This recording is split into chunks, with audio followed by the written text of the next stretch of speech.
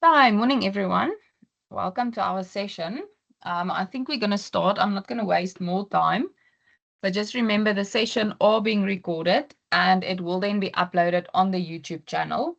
So in case you missed it or in case you have to leave early or whatever the case might be, then at least you've got the recording. The slides will also be shared with your lecturers again, but you are also welcome to send me an email after the session if you would like the slides, then I can share that with you as well. Okay, so we're going to look at the 2024 paper. So you'll see for today we have a session from 8 to 12, and then we have one on Monday afternoon as well. So depending on how quickly we go, we might then have a look at the 2023 paper on Monday as well. Okay, so let's just see how it goes. And then I'm going to share my screen. So if you can't see something or you're not following me or you don't understand, you're more than welcome to interrupt because I'm not getting a notification on the chats. So if you want to ask something and it's not too urgent, you're welcome to put it in the chat and then I will get to that at some point. Otherwise, you're more than welcome to interrupt me and then we can quickly have a discussion on that. Okay, so I'm going to share my screen.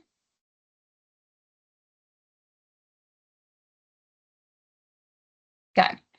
And then just before we get to the 2024 paper, I just quickly want to share this with you, and I will add it in on the slides as well.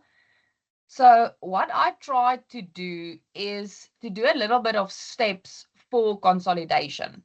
Okay, so those of you that actually do work through past papers, you'll see that the year before last year, I think it was in 2022 and the years before that, what they did is they asked one question combining Learning Unit 1 up to Learning Unit 5.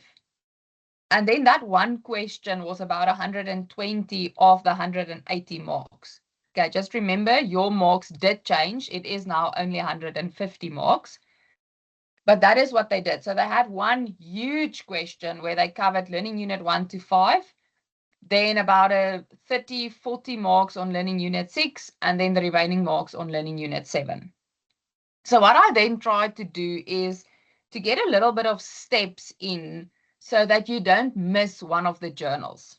And I'm going to share this with you. And just please, this is not at all that you have to use this. It's just maybe making your life a little bit easier so that you don't miss anything. Okay, so if we look at the steps, and you'll see the steps continue. There's not, if we move to Learning Unit 4, it's not that step 1 is being replaced. So that if they ask you all the learning units in one, you can literally start with step 1 and work your way through all these steps. Okay, so the first couple of steps is for Learning Unit 1 to 3, where we have control. So it's a subsidiary. And then I said that step 1 is to calculate remeasurement or revaluation at acquisition. So remember, this is now where they tell you that your assets and liabilities, the carrying amount is equal to fair values, except for the following. So if they tell you, for instance, that machinery should increase or decrease or whatever the case may be, that's where step 1 is then coming in. And then also remember that if you increase something that depreciates, that you need to remember the depreciation on that revaluation and also the tax effect that can have. And then also remember for Learning Unit 3 that contingent liability or intangible assets will also then be added in this step. And then also very important, there's no tax on a contingent liability. Okay, so that is then happening at acquisition. Then after that, we have the elimination journal. And this is then where we eliminate all equity at acquisition. And in the process, we calculate goodwill or gain from bargain purchase. Guys, remember again, this is still Learning Unit 1 to 3. Then step 3 is the movement in retained earnings from your at acquisition to the beginning of this year. And then remember, this will only happen if acquisition took place in a previous year. Okay, if your acquisition is at the beginning of this year, then you won't have step 3. If you have inventory on hand from the previous year, remember to deduct the unrealized profit from retained earnings, and you also have to check for the mark-to-market reserve.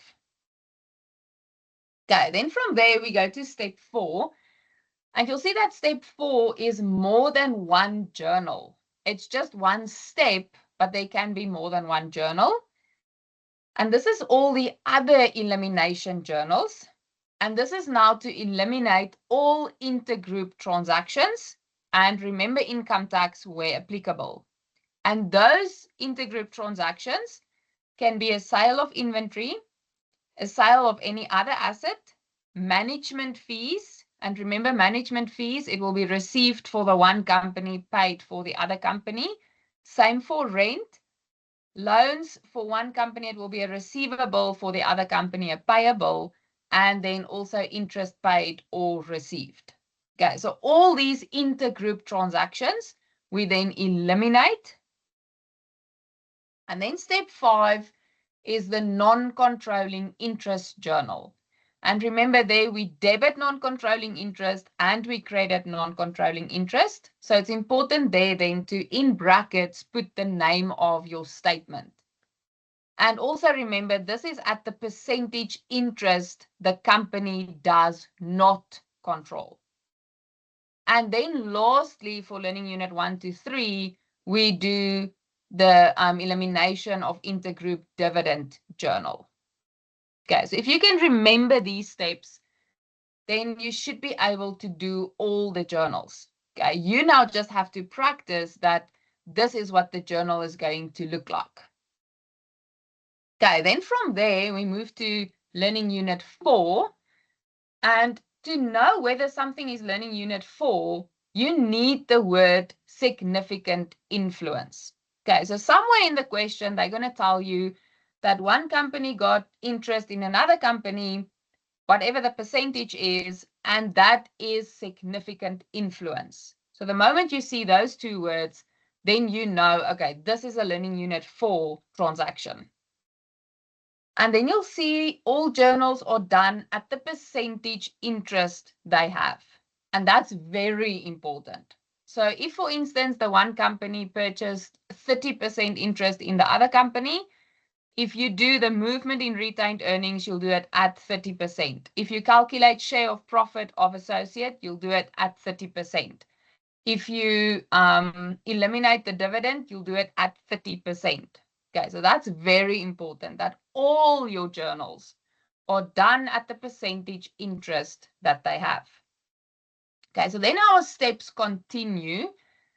So then step 7 is to calculate goodwill or gain on bargain purchase.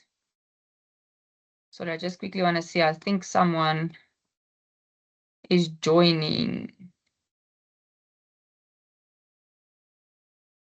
Okay, no, I don't have to admit anyone. Okay, sorry for that. Okay, so step 7 is then to calculate goodwill or gain on bargain purchase. And remember, if it's goodwill, we don't do any journal because your goodwill amount is included in the cost. And then if it's a gain on bargain purchase, we have to do a journal. So you'll see in the 2024 paper that we're going to do today, there was a gain on bargain purchase. So we are going to do a journal on that. But if you do the calculation and you get goodwill, then you leave it as it is. There's no journal. Then step 8 is the movement in retained earnings from at acquisition to the beginning of the current year. And then step 9 is to calculate the share of profit of associate. Again, just remember all these journals at the percentage interest that the company have. Then step 10 is intergroup elimination journal. But now what's very important is we only do unrealized profit journals. Okay, remember for learning unit 1, 2, and 3, your intergroup elimination journals was everything. It was management fees, it was interest, it was loan, it was selling, everything. For learning unit 4, it's only unrealized profit. meaning that's only if there's a sale of inventory or a sale of any other non-current asset, nothing else. And then you'll see there I said no other intergroup transactions like management fees, rent, loan, interest. Okay, none of that will be eliminated. It's only unrealized profits. And again, at the percentage interest that they have. And then the last step, step 11, is to eliminate the intergroup dividend. And again, at the percentage interest that they have in the other company. Okay, so that's learning unit 4. Then if we move to learning unit 5, and you'll see these journals are very similar. And now they have to tell you for learning unit 5 that you have a joint arrangement. And the question will also be specific as to whether you have a joint venture or a joint operation. Okay, so then if we go to step 12, you need to calculate goodwill or gain on bargain purchase. So same as learning unit 4.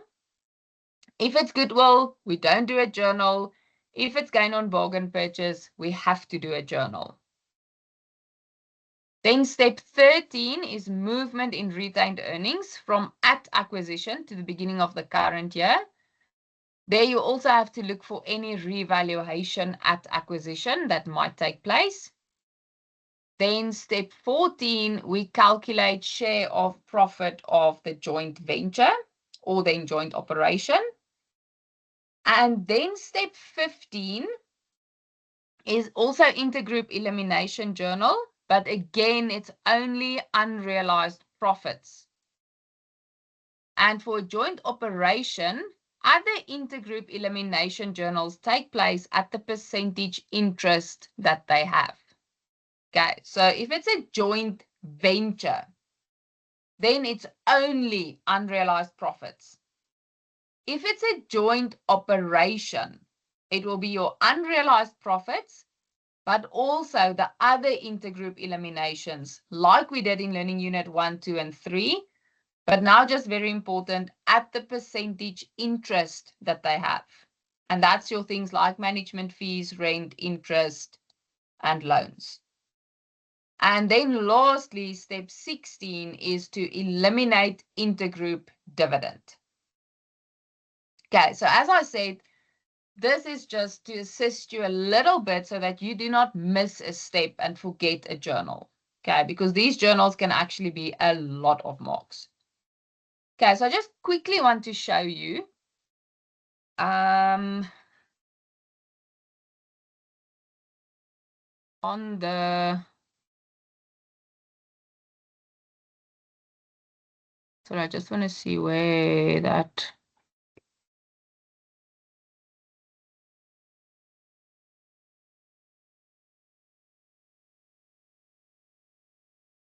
just want to see if this was your.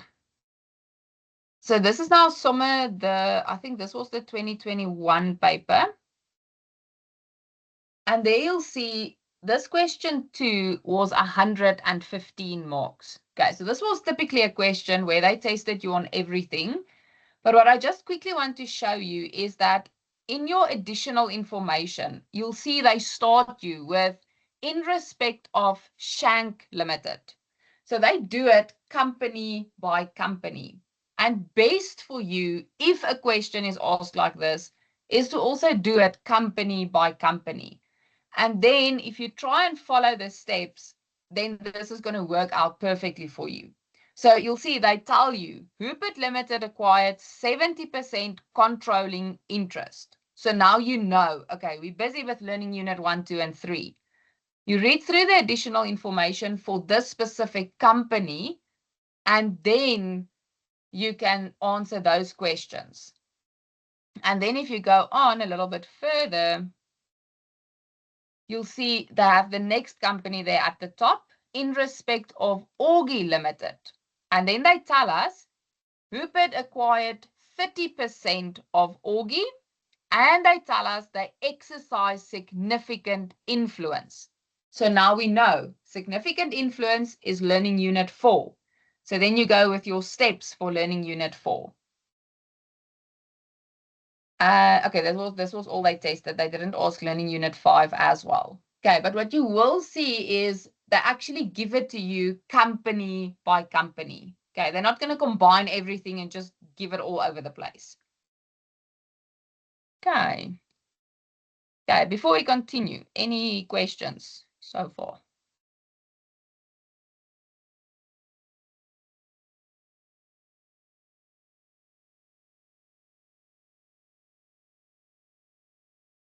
Okay, then we can have a look at the 2024 paper. Okay, when I had a look at this paper, it looked like there's a different one that was uploaded on the library. So I'm not sure where that one is coming from because this is the actual paper that they did write last year for their actual exam. So I did realize there is a bit of a difference. So I'm not sure why that is the case.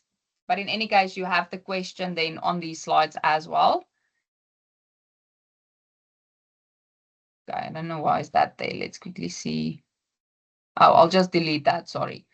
Okay, so they tell us there that for question 1, and you'll see this is 85 marks. So the questions are quite a lot of marks. So it's not going to be a paper where you have 7, 8, 9 questions, probably. There'll probably be about 4 or so questions. So it is going to be quite big. And then they tell us that Awesome Apples, Best Bananas, and Classic Citrus Limited are public South African companies operating in the fresh produce industry. The following are the abridged trial balance for the financial year end, 30 June. Okay, there they give you the debits, they give you the credits. And now under additional information, they tell us that in respect of Best Bananas. Okay, so there you can see Best Bananas. So if you start your journals, you start them with Best Bananas. And then you know, okay, we're going to have everything that relates to this company, and then we move on. Okay, so there they tell us that on the 1st of July, 2021, Awesome Apples Limited acquired a 50% controlling interest. Okay, so they tell us they control the company in Best Bananas for 450,000 Rand when the retained earnings amounted to 220,000. The issued share capital for Best Bananas has remained unchanged since this date. Then they tell us on the 1st of July 2023, the beginning of the current year, Awesome Apples acquired a further 10% interest in Best Banana from non-controlling interest for 95,000. Non-controlling interest is measured at their share of net identifiable assets. During the current year, Awesome Apples started purchasing inventory exclusively from Best Bananas. Best Bananas charges Awesome Apples a markup of 25% on cost. And then they tell us that Best Bananas incurred 150,000 Rand in management fees for services provided by Awesome Apples during the current year. This amount has been included in other income and other expenses, respectively. All the assets and liabilities of Best Bananas were fairly valued at date of acquisition of its shares by Awesome Apples. Best Bananas had no unrecognized assets or liabilities and no contingent liabilities at date of acquisition. Then they tell us that goodwill is not considered to be impaired at year end. And now we move to Classic Citrus Limited. And then they tell us Awesome Apples acquired 20% of the ordinary shares of Classic Citrus 3 years ago for 150,000 when Classic Citrus had an accumulated loss of 175,000. Awesome Apples exercise significant influence. Okay, so now we know we have learning unit 4 as well. Over the accounting policy and management of Classic Citrus, the issued share capital for Classic Citrus has remained unchanged since this date. All the assets and liabilities were fairly valued at date of acquisition of its shares by Awesome Apples. Classic Citrus had no unrecognized assets or liabilities and no contingent liability at date of acquisition. And then they tell us on the 1st of January 2024, Awesome Apples sold machinery to Classic Citrus for 150,000. And then they give you the information that applied in terms of the machinery. You have the cost, you have the carrying amount, you have the remaining useful life. And then they tell us machinery is depreciated using the straight line method to a nil residual value. And then at number 11, the Awesome Apples Limited Group accounts for investment in associate using the equity method in accordance with AIS 28. And then in respect of all three companies, Awesome Apples value its investment in Best Bananas and Classic Citrus at fair value in its separate financial statements. And their normal tax rate remains unchanged at 27%. And then you'll see there they ask you to do the pro forma consolidation journal entries for the Awesome Apples Limited Group for the financial year end 30 June. Journal narrations are required, and your answer must comply with international financial reporting standards. Okay, so this is why I just tried to do the steps so that if they ask you something like this, that you just sort of remember all the journals. Okay, because 85 marks, that's a lot of marks. And then to maybe forget one of the journals, it's going to cost you a lot of marks. Okay, so let's start. So so step one, remember step one we said is that we have to look at revaluation or remeasurement, okay, which in this case, we didn't have anything.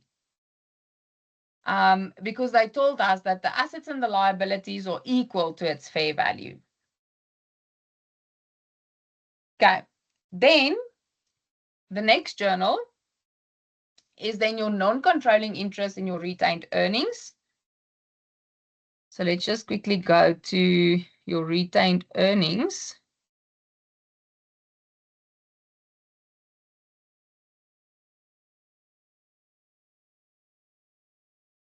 Okay, so there's your retained earnings on 1 July 2023.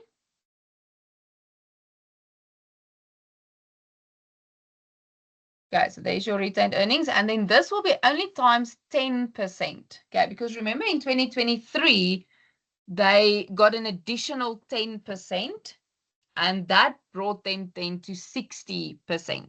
Okay, so we basically add the equity of 10%, and then we credit the investment in Best Bananas with the amount that they paid for that 10%. Okay, and you'll see there at the top, I've included just the marks for this.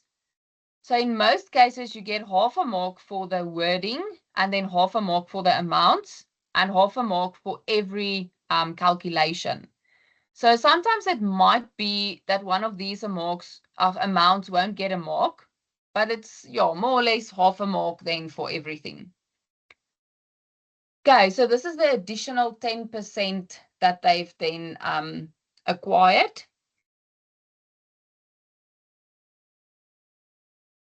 Okay, I'll wait a few seconds for those of you that do want to write it down. So if I move too quickly, you're welcome to stop me.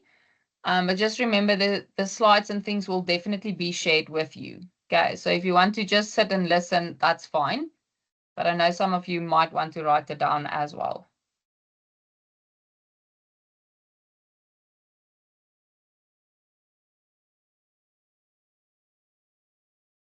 Okay, so this journal is not necessarily a journal that you will always have. This is just if they then acquire additional interest. Okay. Then remember to also look at the mark-to-market reserve, if they have a mark-to-market reserve. And then we have to reverse the fair value adjustment to the investment in Best Bananas. Okay, let's quickly go back. So you'll see there's your mark-to-market reserve, the 294,000. So there's your 294,000. We calculate the tax on that, and then your balancing figure is then investment in Best Bananas.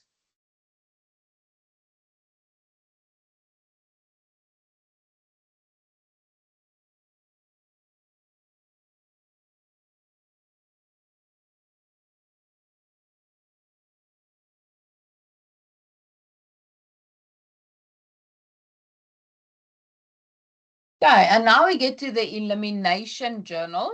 So this is now where we eliminate all equity. So we have share capital, retained earnings. Then we put in the investment in Best Bananas, and we put in the non-controlling interest. So just remember the calculation for your non-controlling interest is your equity times the percentage that they do not control. Okay, and in this case, it was 50% because originally they only purchased a 50% interest. And then you'll see your balancing figure is then in this scenario gain from bargain purchase. Guys, remember if this amount is on the debit side, then we have a goodwill. So in this case, we then have gain from bargain purchase.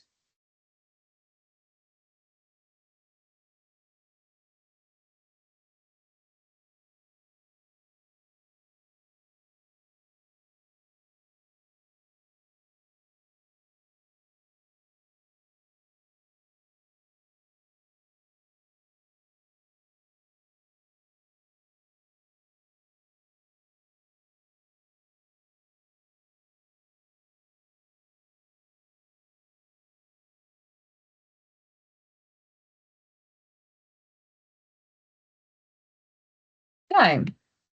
And now we get to the portion of the retained earnings that need to go to the non-controlling interest. And this is then that movement. So from at acquisition to the beginning of the current year, we have to put in our retained earnings. And remember, we times that with 50% because that's the non-controlling interest that they have at that stage.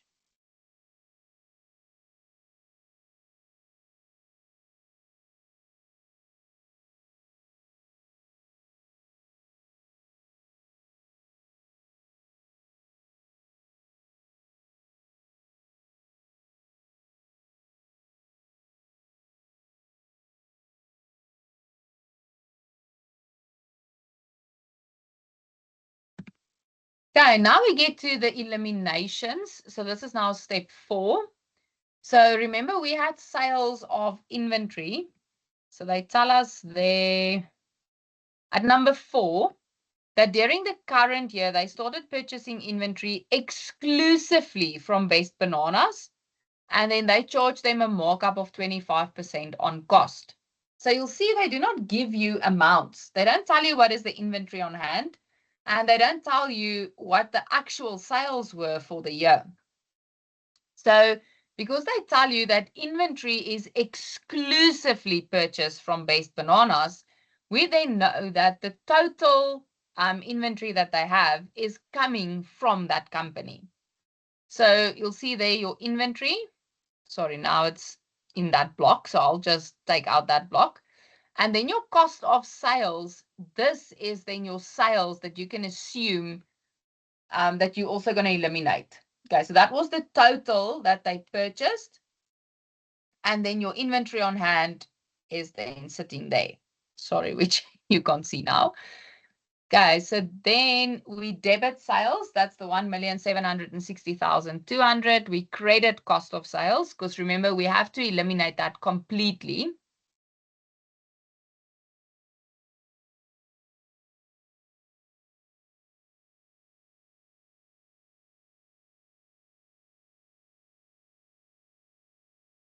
And then on this specific transaction, you'll see we're not going to do a tax journal. I mean, on this specific journal, because what's happening is you are decreasing your income and you're decreasing your expense. So nothing is happening to the profit. Okay, so in the end, your profit is going to be exactly the same. So that's why there's not going to be a tax effect when we debit sales, credit cost of sales. Okay, because they both, one is income, one is an expense. So they sort of cancel one another out. So if you look at your profit, there's not going to be any change. Okay, now we get to the unrealized profit. So on your inventory closing balance, so that's then technically your inventory on hand. We times 25 because that is the markup that they put, divided by 125. And then we debit cost of sales, we credit inventory.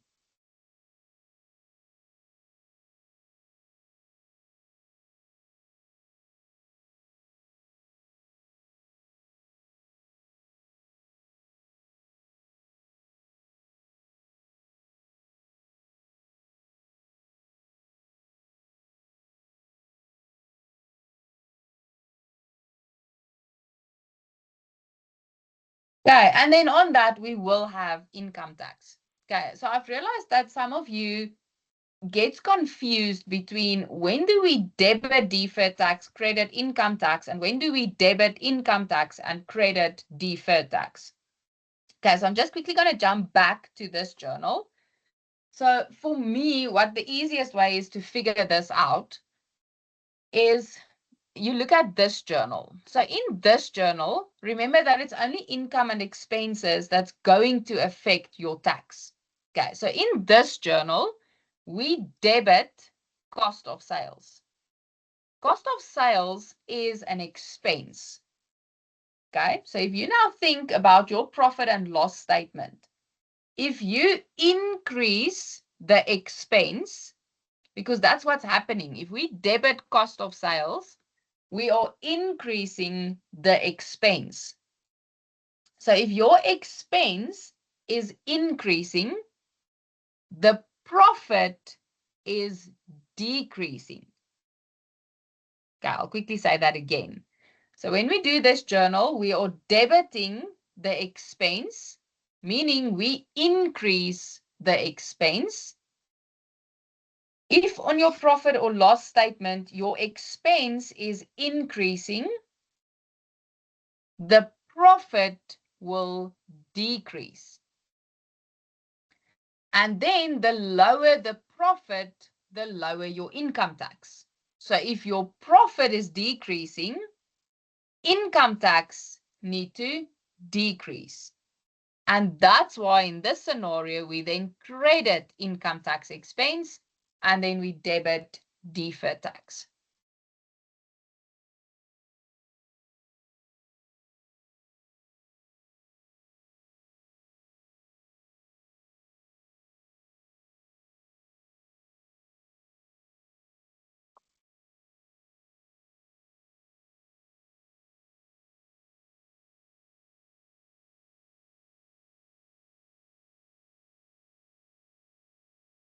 And then if we continue, there was also management fees.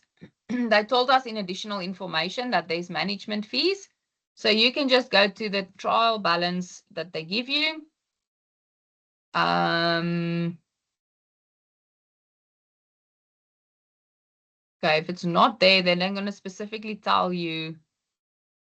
Yeah, they're at number 5. They tell us that Best Bananas incurred 150,000 Rand in management fees for services provided by Awesome Apples. Okay, so now we know it's an elimination of intergroup transaction. So that's then 150,000 debit, other income, credit, other expense. Or you can say management fees received and management fees paid, or income and expense, management income, management fees expense.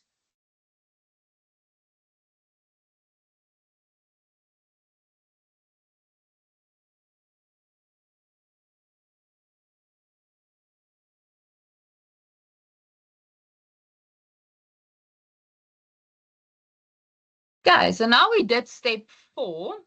So just before we go to step 5, any questions at this stage?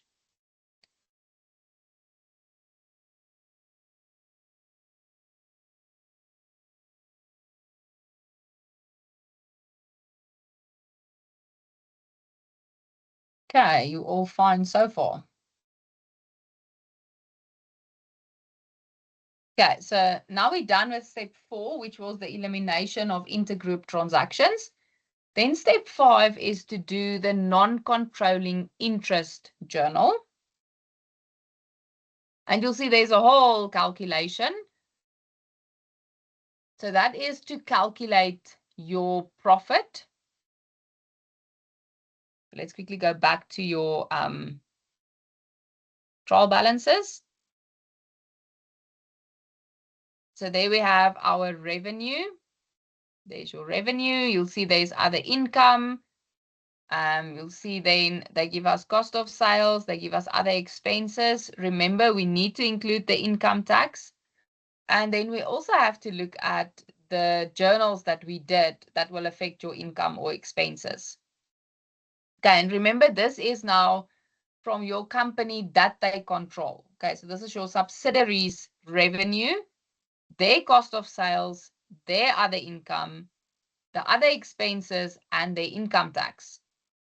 And then this 14,860, you'll see that's your elimination of unrealized profits, and then the tax on that. Okay.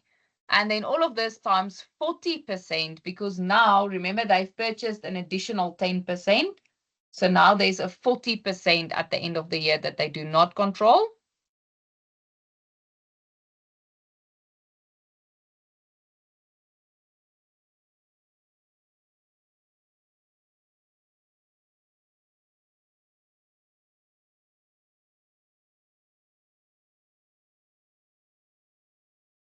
And then lastly, we eliminate the intergroup dividend for learning unit 1, 2, and 3. Okay, and to do that, we debit other income, we debit non-controlling interest, and we credit dividends paid. Okay, so to find that, you'll go to your trial balances, and then you'll see there, they tell you dividends paid. And remember, we're busy with Best Bananas, so it's Best Bananas dividends. So that 40,000 is the 40,000 credit that you put in. And then of that, there's 40% that we do not control, and then 60% that we do control.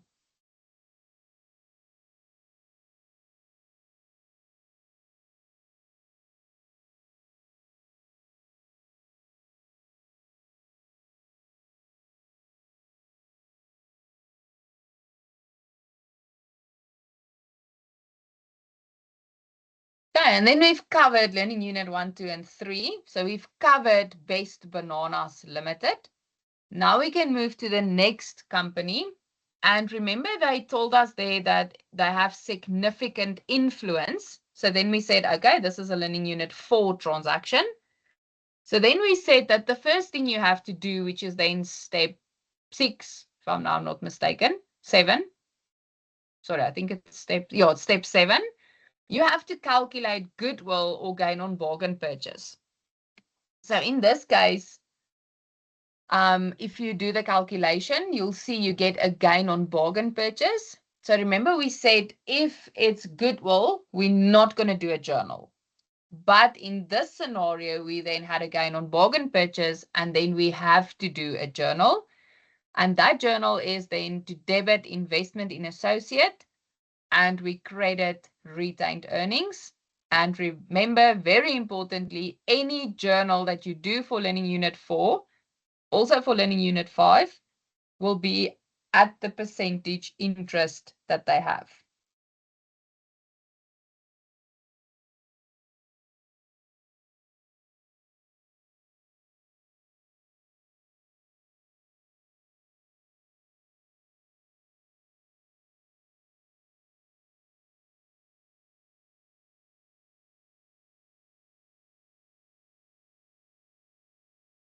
Okay, then from there, we look at the movement in retained earnings. So we debit investment in associate, we credit retained earnings. Just remember for this one, so normally when we look at the movement, we deduct the two amounts from one another. But that is if both amounts are retained earnings. In this question, sorry, let me just get back to the question. They tell us that number 8, that when they acquired this percentage interest, Citrus had an accumulated loss of 175,000. And then if we go to the trial balance now, they have a retained earnings. Okay, and that's why we add the two figures. Because it was a loss, it had to move to retained earnings. So that's why we then add the two figures. Okay, so normally this will be a minus if they tell you that at acquisition it was retained earnings and now it's still retained earnings. But if it was a loss and it moved to retained earnings, or if it was retained earnings and it moved to a loss, then you will add the two figures.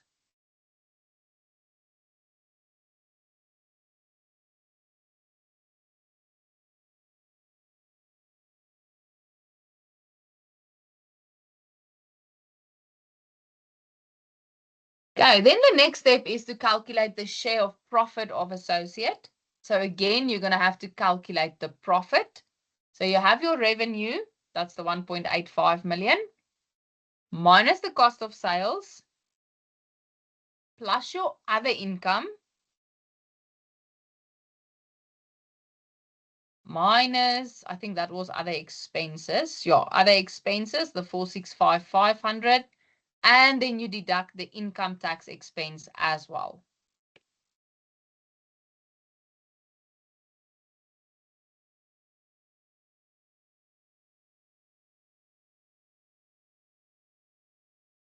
Oh, sorry, now I went too far. There we go. Okay, so this 110,300, that's then your income tax. And then again, at the percentage interest that they have.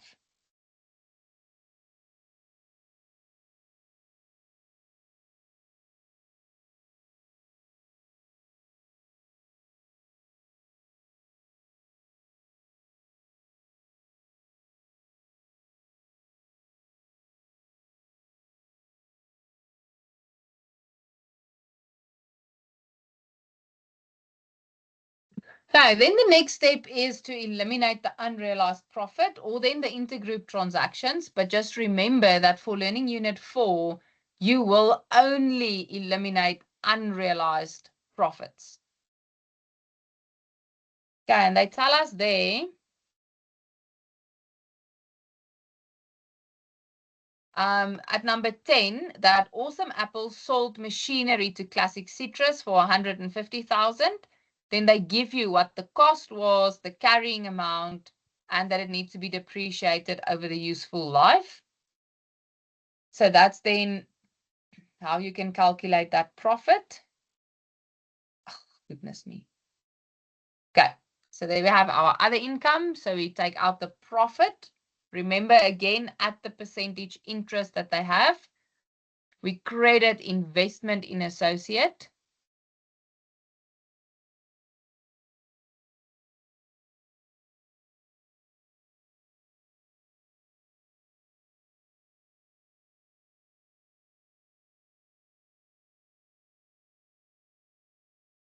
Okay, and then also remember that there will be deferred tax and income tax on that. So because I'm just jumping back, we are changing other income. So we debit other income. So income is decreasing. If your income decrease, your profit is decreasing. If the profit decreases, the income tax will decrease. So that's why we credit income tax expense.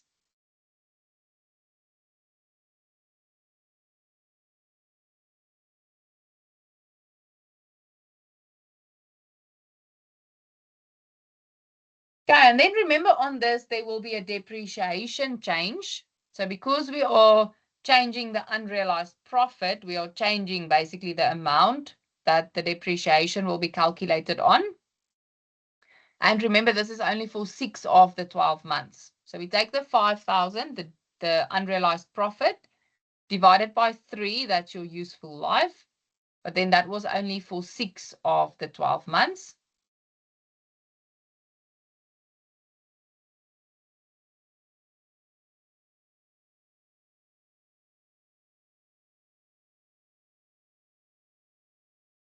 And then because depreciation is an expense and we are affecting depreciation, we will also affect the income tax expense. Okay, let's just quickly look at that again, why this is now a debit. So if we credit depreciation, so remember depreciation is by default an expense. So it should be debited. But if we decrease the expense, we credit the expense. So if your expenses gets credited, we decrease the expense. So if your expense decreases, the profit increases. And if your profit increases, your income tax expense will increase. Yeah, so that's why we then debit income tax expense and we credit deferred tax.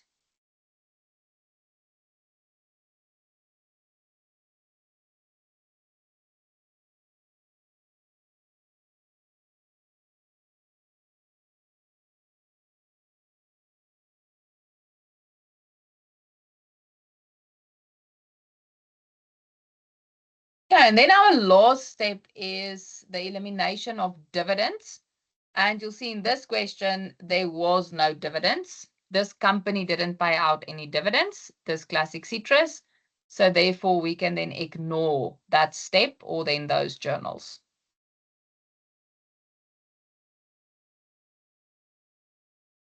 Okay, so that was question 1. Any questions on that?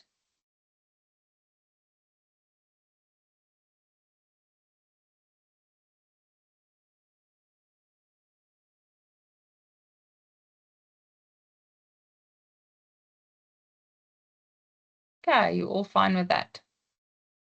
Okay, then we can take our break. And then after the break, we'll then continue question 2. So just again, if you do have questions in the break, you're more than welcome to put it in the chat. I will only answer then those questions after the break so that everyone can just hear what the solution was. So yeah, let's take our break and then we'll continue with question 2.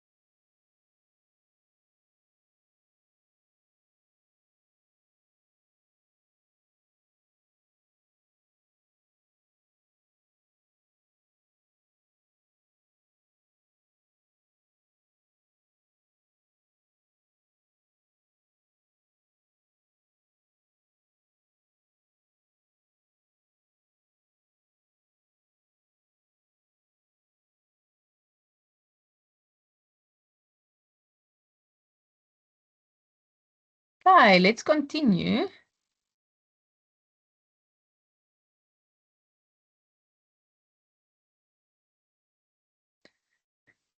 Okay, so we've now done question 1 of the 2024 paper. So now we're going to move on to question 2.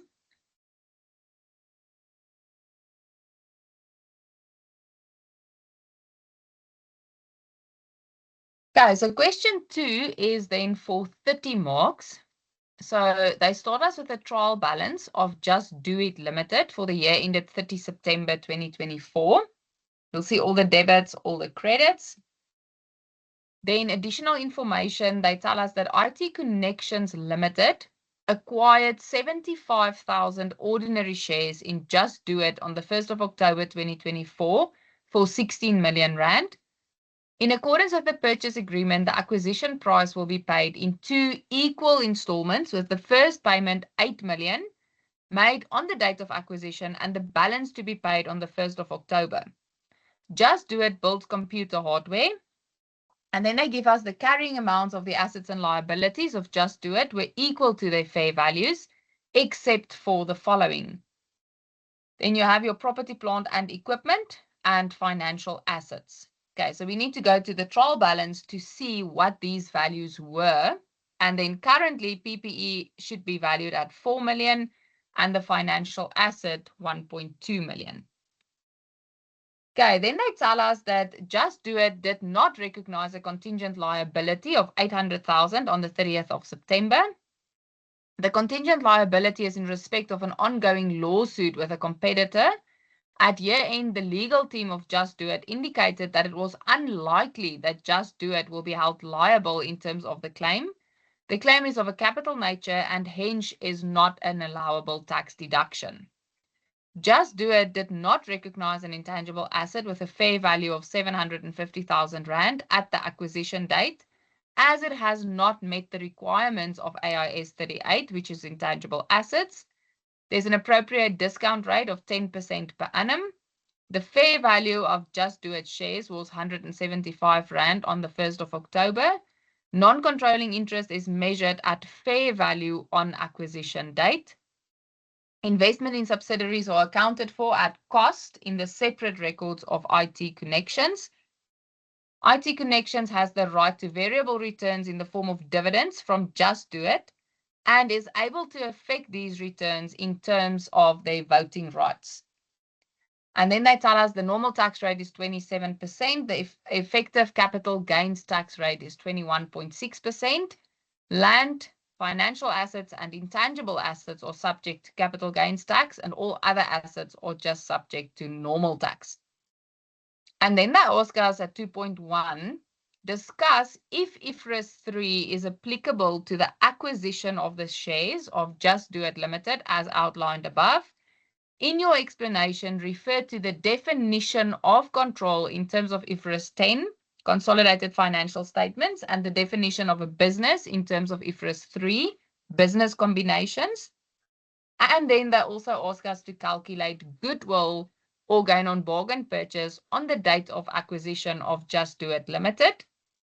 Your answer should clearly state if there was goodwill or then a gain on bargain purchase.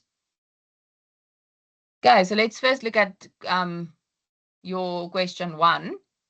So as we've read through the question, when you saw the words intangible asset and contingent liability, you need to know this is learning unit 3. Okay, this is business combination. But now they ask us to discuss if IFRS 3 is applicable to the acquisition of the shares, and to explain, you have to refer to the definition of control. Okay, so remember from your test 1 as well, definition of control is defined as, so for control to exist in terms of IFRS 10, 3 criteria must be met. Number 1, they need power over the investee. And as they acquired 75%, because they told us they purchased 75,000 shares, their total is 100,000, so that's 75%. So since they've acquired 75% of the shares in Just Do It Limited, IT Connections will have power over Just Do It Limited. But just remember, all three criteria must be met. Okay, so we said number 1, that's met. Number 2 is then exposure or rights to variable returns. IT Connections Limited has the right to returns in the form of dividends paid by Just Do It Limited. And then number 3, the ability to use the power to affect the returns paid. IT Connections Limited can affect the returns paid using its power. And that can be specifically through voting rights. Okay, and then it continues. IFRS 3 defines a business as an integrated set of activities and assets, the integration of assets and workforce of Just Do It Limited, and then that is capable of being conducted and managed for the purpose of providing goods and services to customers, the production of computer hardware, generating investment income, such as dividends or interest, or generating other income from ordinary activities. The sale of the computer hardware results in profits. As both definitions have been met, IT Connections Limited's acquisition of shares in Just Do It Limited is within the scope of IFRS 3 business combinations. Okay, so there you've answered the question for 10 marks. So you have seen that in test 1, it was a very, very much theory-heavy paper.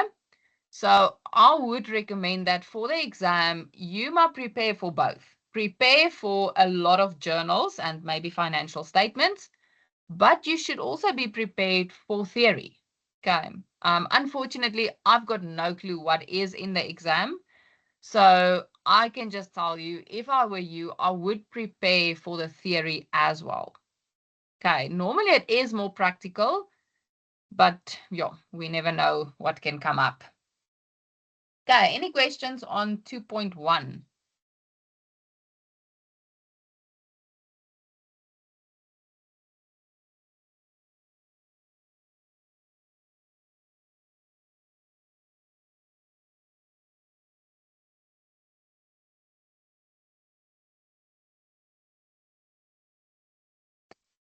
Okay, there's a question. Will it be possible to send the paper when you send the slides since we cannot access it? Yes, I will do that for you as well.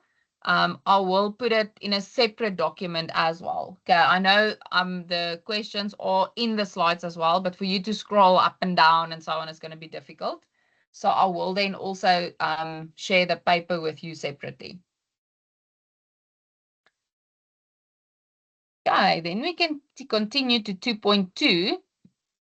So at 2.2, they ask us to calculate the goodwill or gain on bargain purchase on the date of acquisition of Just Do It Limited. Your answer should clearly state if there was goodwill or gain on bargain purchase. Okay, if they specifically, like in this question, ask you to calculate goodwill, they actually might want you to do that goodwill calculation where we have the consideration, we have the non-controlling interest, and we have the fair value of the net assets. Okay, that looks like this. Okay, so your formula for goodwill calculation is then the purchase consideration. Then to that, we add non-controlling interest. And just remember, for that non-controlling interest, there's 2 different methods. And it tells you in the question. So in this question, they tell us there at number 7 that non-controlling interest is measured at fair value on the acquisition date. Okay, so that's the one option, is that they can tell you it's valued at fair value on acquisition date. So then what we do is we take the amount of shares that they do not control and we times that with the fair value per share. And you'll see in this question at number 6, they give us what this fair value is. Okay, so that's the one option. If non-controlling interest is measured at fair value on acquisition date, we take the amount of shares that they do not control and we times that with the fair value per share. Okay, the other option is that they can tell you that your non-controlling interest is measured at the value of net assets. Okay, so if they tell you that, then you first have to calculate this fair value of net assets. And of this value, you then times that with your non-controlling interest percentage. Okay, so if like in this case, we said they have a 75% control, so then 25% is your non-controlling interest.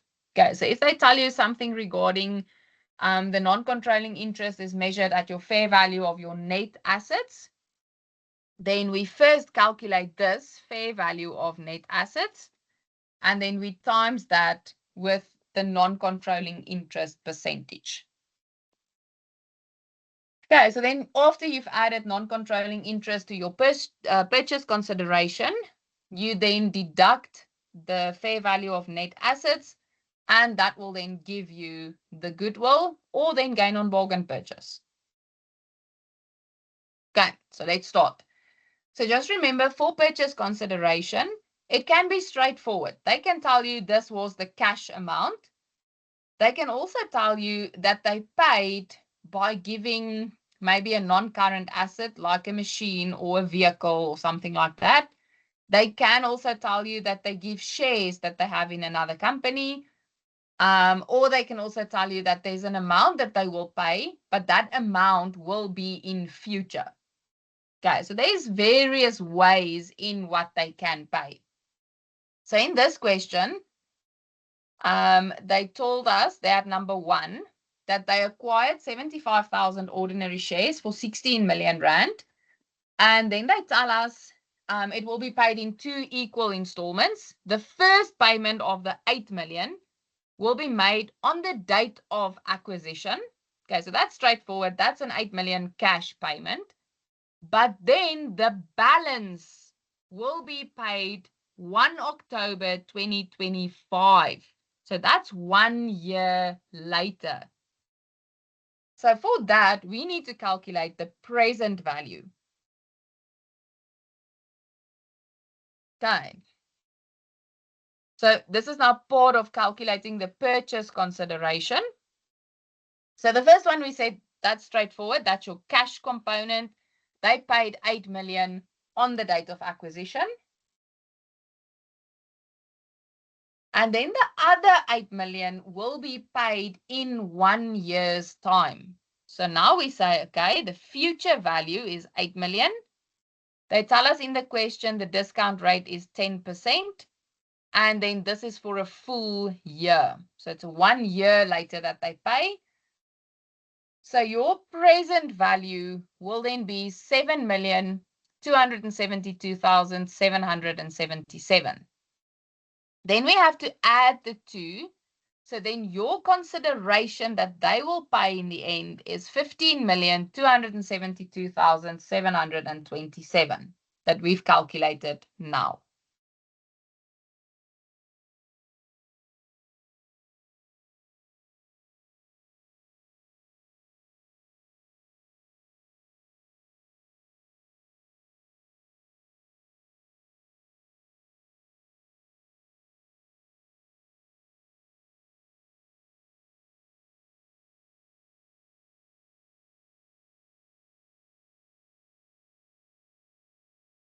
Okay, then after we do that, we have to calculate the fair value of the net assets. And remember, you can do this in various ways.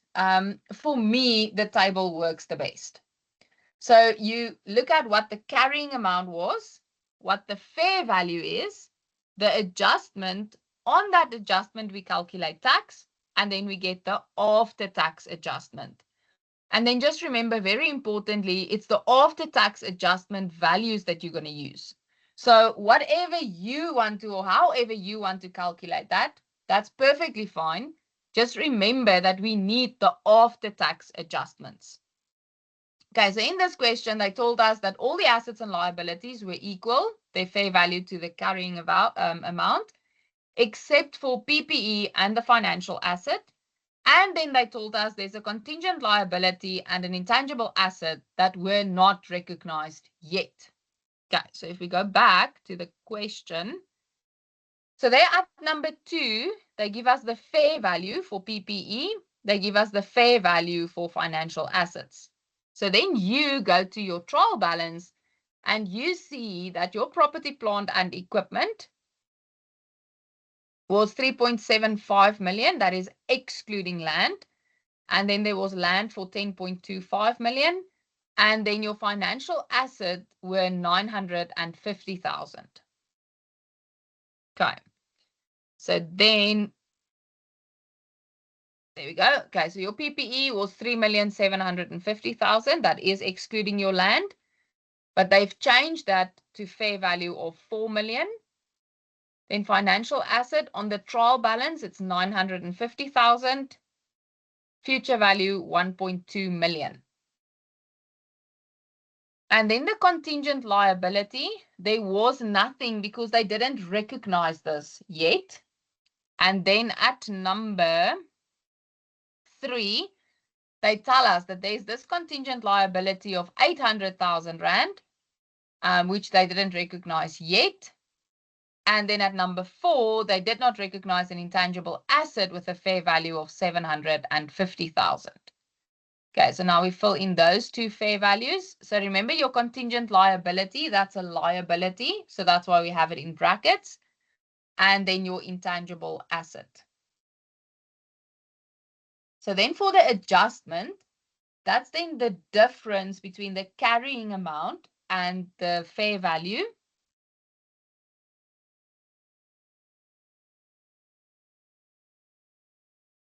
And then we calculate tax on the adjustment.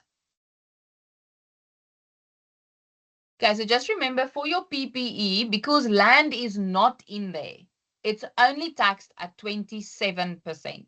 Okay, because remember it's land that will have capital gains tax on it as well. Okay, so that's why for PPE, we take 250,000 times 27%.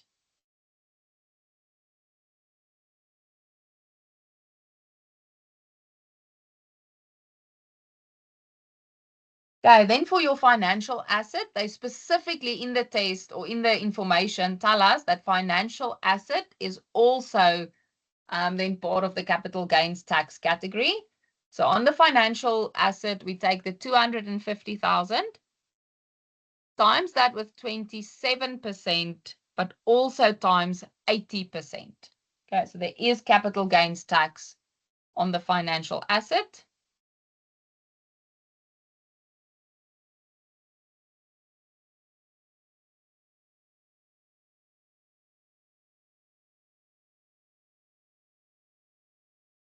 Okay, then remember a contingent liability doesn't get taxed at all.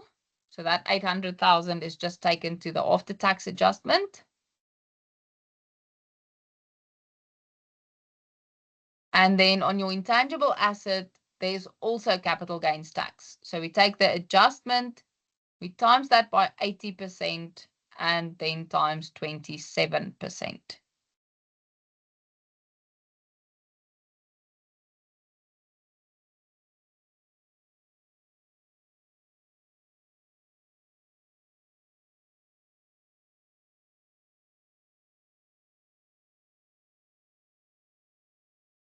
Okay, and just remember then your after-tax adjustment is the adjustment minus your tax. Okay, so then the total from this that we use is the 166,500. And then remember to that we have to add our equity, which is your share capital and your retained earnings. So there at the bottom we have the share capital, we have retained earnings, and then we've added this adjustment of fair value of net assets.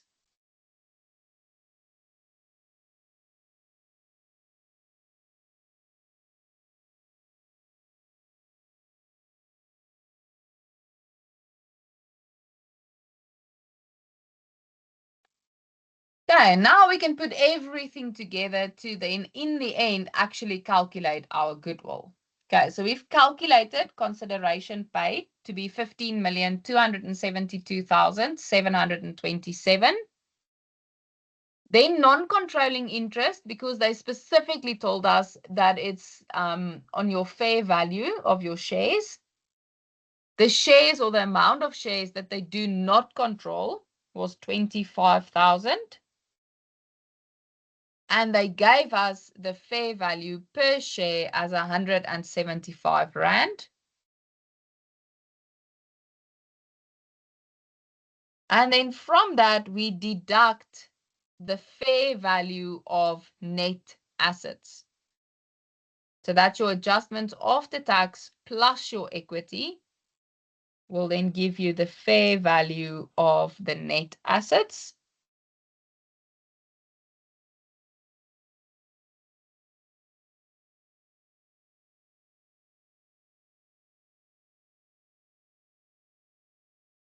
Okay, and then if you take the purchase consideration, you add the non-controlling interest,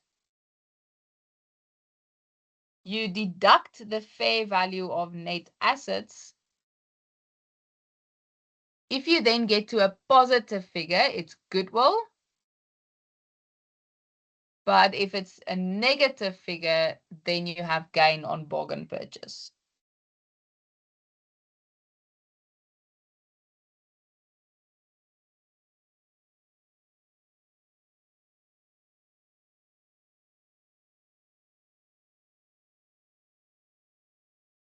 Okay, so there we've calculated goodwill.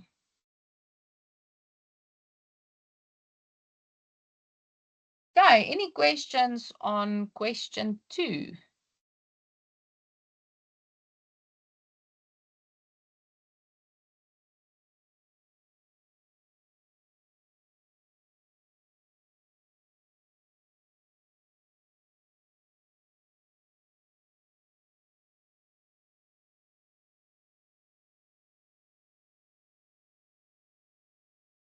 Okay, then we can move to question 3.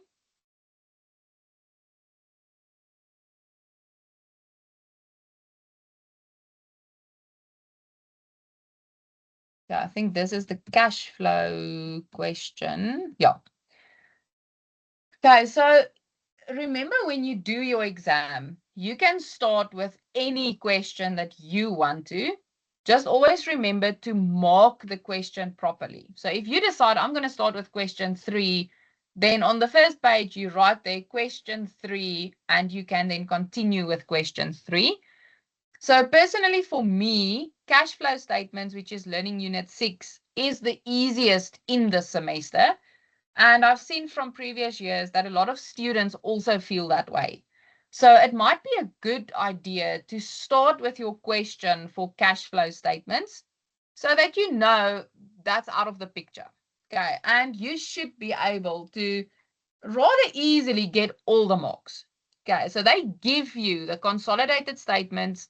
You just need to know what amount should I use, and then that amount you copy and paste to your cash flow statement. Okay, so the biggest issue maybe, or the most difficult part maybe for you, is that you need to know the difference between the direct method and the indirect method. Okay, so they can either ask both. They can ask you just to do that first part of the cash flow statement in the direct or the indirect method, or they can just focus on one of the two. So I would recommend that you make very sure that you know the format for both the direct and the indirect method, so that this is not an issue for you, because this 30 marks should be 100% without really trying too hard. Okay, so they give us consolidated financial statements for the Archery Limited Group for the year ended the 29th of Feb. And they specialize in the supply of archery equipment. And then they give us the consolidated statement of financial position. There it continues. Then they give us the consolidated statement of changes in equity. And then they give us the statement of profit or loss and other comprehensive income. Okay, so you've got everything. You just need to know, what should I copy and paste where? Then there's some additional information. They acquired the investment in an associate on the 1st of March 2022. And then they tell us what the property, plant, and equipment consist of. Okay, so there you can somewhere see that land increased. So something happened there. Machinery increased. So something happened there. Then at number 3, the following transactions relating to property, plant, and equipment occurred during the year. New land was acquired at a cost of 1.5 million. They disposed of a piece of land for 1.2 million, and this land had a cost of 700,000 on the date of disposal. Machinery was acquired during the year.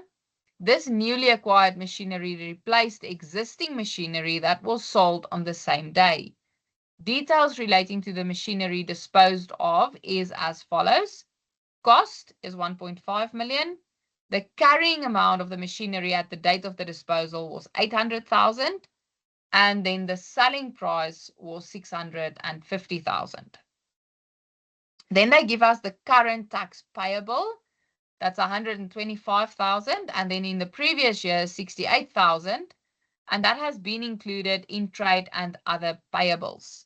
Okay, remember, very importantly, normally on your statement of financial position, your taxation payable is a separate line item. So if they tell us now that this is included in trade and other payables, you have to remember that we need to remove this from trade and other payables. Then at number 5, they tell us the only other income earned during the year, other than the profits on the sale of land, was in relation to dividends received from the equity instruments. And then the SA normal tax rate has remained unchanged at 27%. Okay, now the required part, prepare the extract of consolidated statement of cash flow relating to cash generated from operations. And you have to use the indirect method. Okay, so as I said earlier on, make very sure that you know and that you can do both methods. Okay, so that was got the indirect method. So remember, your indirect method starts with profit before tax. Okay, so that's the first thing we put in. So this is for operating activities, and then we have profit before tax. So for this, you go to your statement, your profit and loss statement, and there you'll see you have, where's my mouse now? Your profit before tax. Just be careful, it's the profit before tax, 867,312. Okay, so it's given to you. So you take it, you copy, and you paste.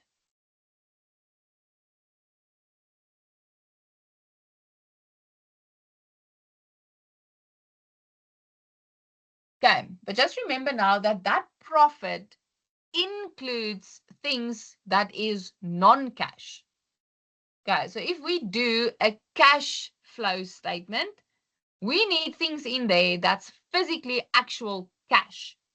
So now from that profit, we have to remove the items that is not cash. Okay, that's something like depreciation.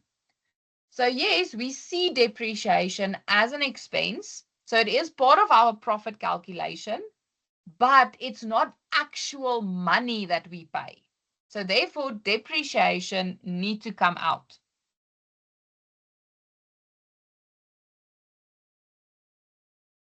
Then your interest paid, share of profit of associate. Again, the associate is going to make a profit. You get a share of that. Then profit on the sale of land.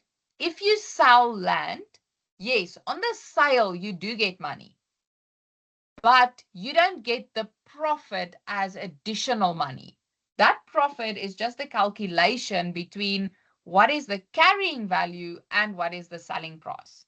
Okay, so it's part of our income because we make a profit, but it's not physical, actual cash that we receive.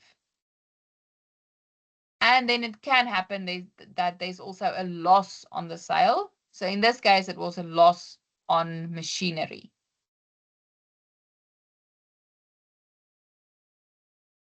Okay, so for your depreciation, you'll see there's a whole calculation because they don't give us the information. So it can happen that in the question, they will tell you, as part of other expenses is depreciation of 400,000 Rand, for instance. Then you know, okay, depreciation, 400,000. But in this question, they don't do that. They do not tell us what the depreciation amount is. So now what we need to do, just going to move to the last slide. So now what we do is we take our accumulated depreciation, opening balance.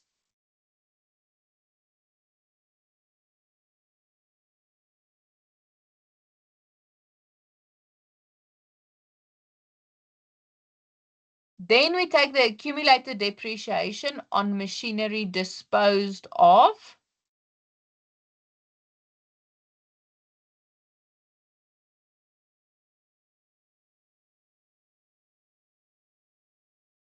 Then we have the current year depreciation, which will then be our balancing figure. And then you fill in the closing accumulated depreciation. Okay, so we basically have the opening balance. We have the accumulated depreciation on the machinery that was disposed of. We have the accumulated depreciation in the end. So then you can get your current year depreciation. And this 688,000, that is then what will go back to your statement of cash flow.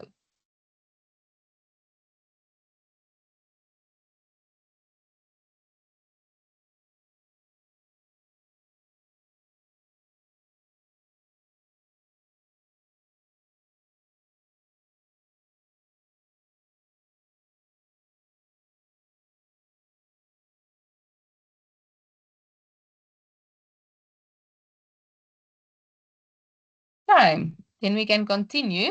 Okay, so now we've calculated depreciation. Interest paid is given to you on the statement of profit or loss. Oh, sorry. So there you have your finance cost. Remember, finance cost is your interest paid.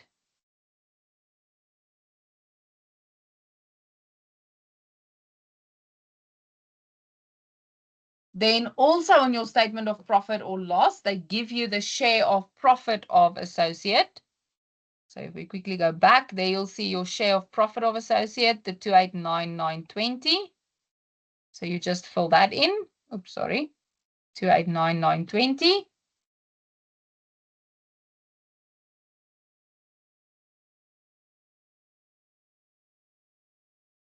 Then the profit on the sale of land. They told you that land was valued at 700,000. It was sold for 1.2 million. So they made a profit of 500,000.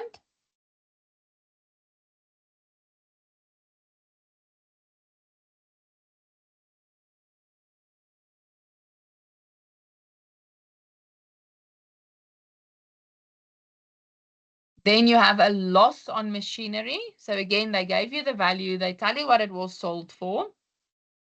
So there's a loss. And then we get the total for cash flow from operations before changes in working capital.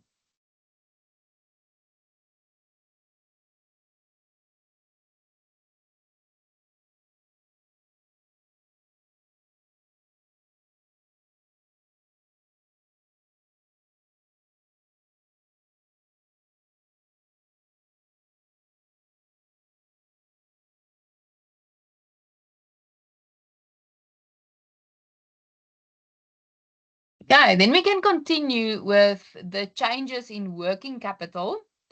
And remember, this is now in your inventory, your trade and other receivables, trade and other payables. And to calculate whether it's increasing or decreasing, you look at opening and closing balances. Okay, so if we start with trade and other receivables, you go to your statement of financial position. You'll see there you have trade and other payables.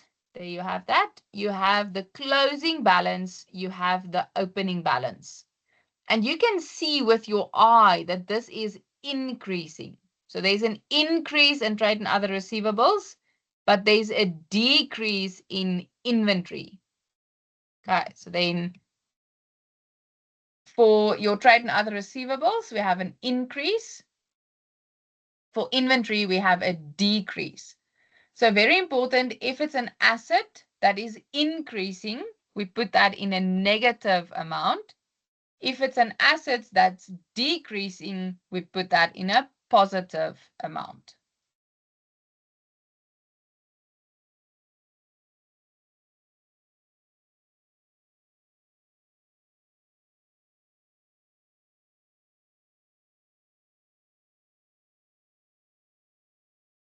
Okay, then we have trade and other payables. And just remember in there, they told us that your tax paid were also included in trade and other payables. And we have to take that out because your taxation paid is represented separately. So after you do cash generated from operations, we then put in your taxation paid. So from your trade and other payables, your 850,000, that's your closing balance. Then you deduct your tax, and that's given to you in additional information. Let me just show you where that is. At number 4, they tell us the current tax payable, 125,000, and then they give you the previous year, 68,000. Okay, so then from the closing balance, we deduct 125,000. From the opening balance, we deduct 68,000. So then you get your trade and other payables.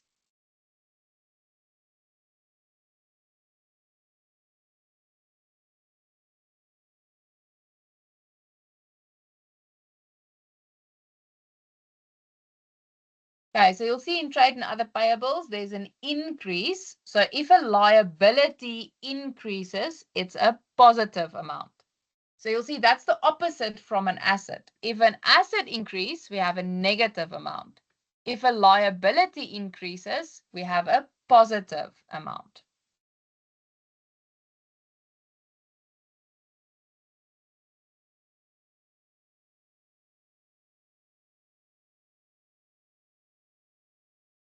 Okay, and then there's items that we need to show separate, and that is tax paid, interest received and paid, dividends received and paid.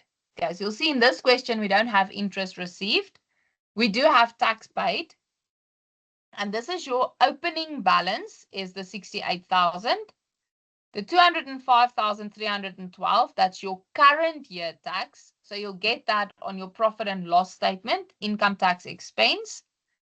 And then the 125,000 is your closing balance. So then you get taxation paid, and that will be a negative figure. Then interest paid. So remember when we started this statement of cash flow, we've took out interest paid there. The reason for that is that interest is part of your profit, but we need to show that separately. So we take out interest paid there, and then we put it back in. Then dividends paid is on your statement of changes in equity. So you'll see there's your statement of changes in equity. Just very important, if they gave you dividends paid and there was a non-controlling interest column as well, you will add the two. Okay, so your dividends paid is what will go to the parent, which is under your your retained earnings, but you add non-controlling interest to that. Okay, in this question it weren't there, so that's why we only use the 80,000. But just remember that if you have a non-controlling interest column as well, your dividends paid is the total between the two.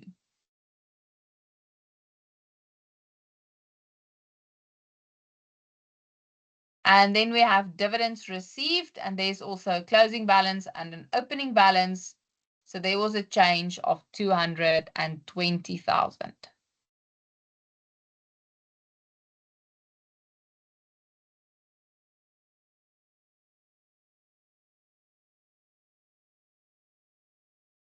Okay. And then right at the end, you get the total cash flow from operating activities. Okay, so you'll see in this question, they only ask you a portion of the statement. But please bear in mind, they can ask you a full consolidated statement of cash flow. So then you also have to add your investing activities as well as financing activities. Okay, any questions on question 3?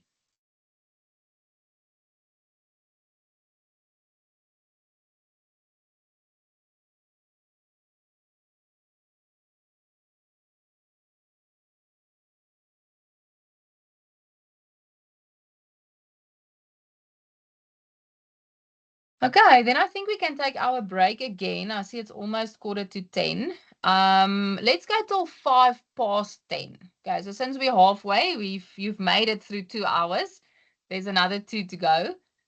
So let's go till 10:05. Then you can take a proper break, and then we'll continue the rest of this paper.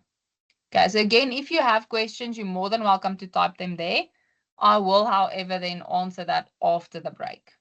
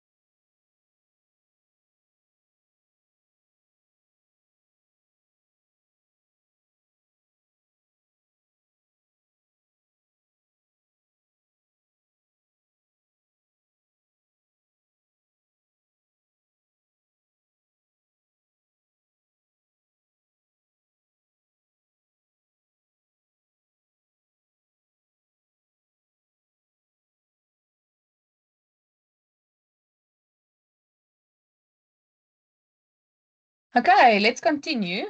Okay, so we're still busy with last year's exam. So we did question 1, 2, and 3. And then probably in this next hour, we'll be able to finish question 4 and 5. Okay, and then we're done with that exam. So let's continue. I'm going to share my screen again.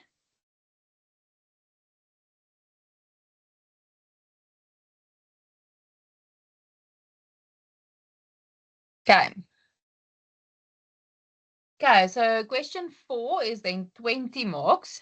And there they tell us that on the 1st of March 2023, Better Together Limited entered into a joint arrangement with another investment. And remember, we said when it's a joint arrangement, they have to tell you. And then they also have to tell you whether it's a joint venture or a joint operation. Okay, so they tell us the contractual arrangement between Better Together and the investor specifies that Better Together Limited is entitled to 50% of all revenue, expenses, assets, and liabilities of At Your Service Limited. At Your Service manufactures components that are used by Better Together in its manufacturing process. The principal place of business is At Your Service Limited, a South African company in Cape Town. After considering all the requirements of IFRS 11 joint arrangement, the joint arrangement is classified as a joint operation. Okay, then they give us financial statements of the above mentioned undertakings for the year end 29 Feb 2024. And you'll see they give you the one for Better Together and then for At Your Service. Then also the statement of changes in equity. They also give us the statement of financial position. Then there's some additional information. The following transactions, amongst others, were entered into during the year. At Your Service purchases components used in its manufacturing process from Better Together. At Your Service owes Better Together 18,125 Rand with regards to these purchases at year end. And then they tell us that the normal tax rate is 27%. And then at the required part, they ask us to prepare the consolidated statement of financial position for the Better Together Limited Group as at 29 Feb 2024. And then your answer must comply with IFRS 11 joint arrangements. Okay, so one important thing to just remember, when they ask you to do statements, if one company controls the other company, then we add the figures together. And what I mean by that is if you go to your statement of profit or loss, so if I now ask you to do the statement of profit or loss for Better Together and At Your Service, and we've said that Better Together controls At Your Service, then we will start with revenue and we then add these figures together. And then we will see, okay, but what journals did we do that affected revenue? And then we will add or minus to that revenue. But if they tell us that it's either an associate or a joint venture, meaning there's no control, we focus on the parent company, which is Better Together. And then we will, like for instance, on the statement of profit or loss, we will have an additional line item that will say share of profit of associate or share of profit of joint venture. So then we do not add the two figures together. Okay, just make very sure of that, especially if they combine learning units. Okay, so if they asked us in question 1 to do the statement as well, then this will be very important. Okay, so just make sure if we control the company, we add Better Together and At Your Services figures, then we go and look at our journals. If it's either an associate or a joint venture or joint operation, we do not add. We focus on the parent company, which in this case will be Better Together, and then we will have an additional line item that says share of profit of associate or share of profit of the joint arrangement. Okay, So they asked us to do the statement of financial position, meaning we're going to focus on this statement. And then they told us that at your service, purchase components used in its manufacturing process from Better Together. And then they owe them 18,125 Rand with regards to these purchases. Okay, so if we start, property, plant, and equipment. So let's quickly jump back to that. So you'll see your property, plant, and equipment. We take the parent company.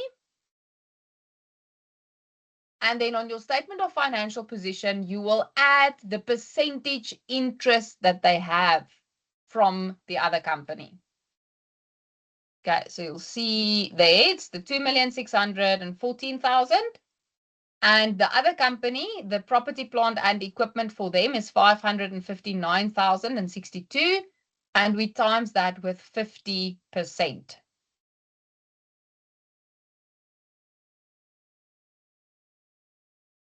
Then there's a loan to at your service. There they tell us that. So that 18,000. Oh no, it's not that one. Sorry.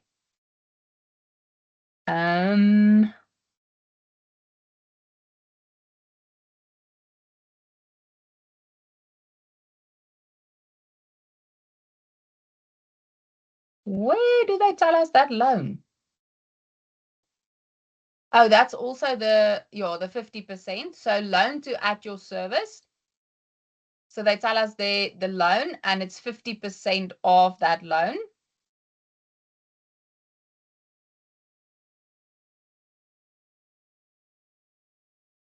Then on your inventory, you go to inventory, there's your 503,125. To that, we add the 28,125 times 50%. So there you can see that.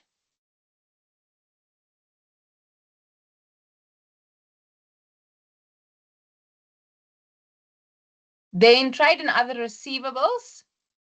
So there's your trade and other receivables, 441,500. But remember, all of that, there's a portion that they still owe them, that 18,125.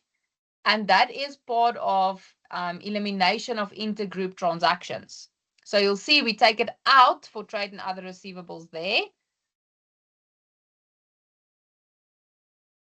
Also at 50%. And then we add the trade and other receivables for the other company at 50%. Okay, so that 37,500 is what's in your statement. So there's only a 50% that we use.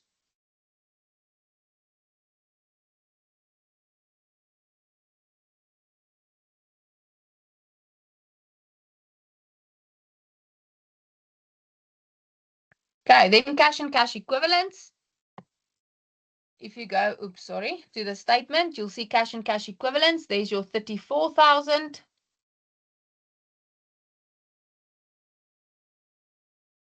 $18,750. And remember, on that one, there's only a 50%.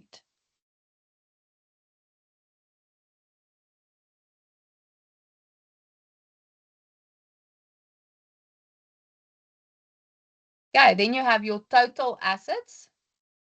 Then from there, we move to equity and liabilities. So your equity share capital is 625,000. And you'll see this is now focusing on the parent.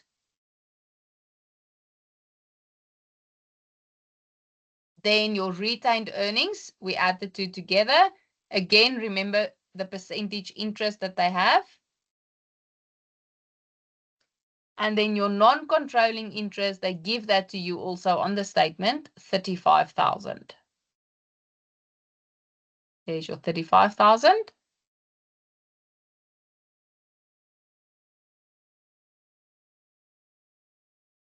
Okay, then we go to long-term borrowings. That's given to us, long-term borrowings. You'll see for at your service, there is nothing. So that's why we then don't add anything there.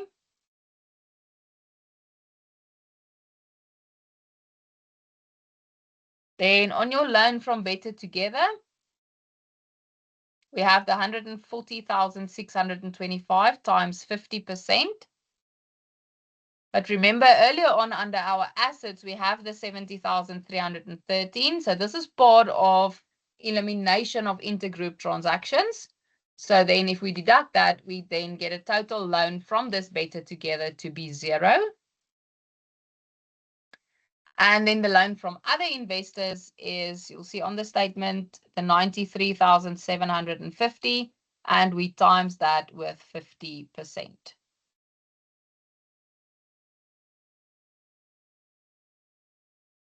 And then we get deferred tax.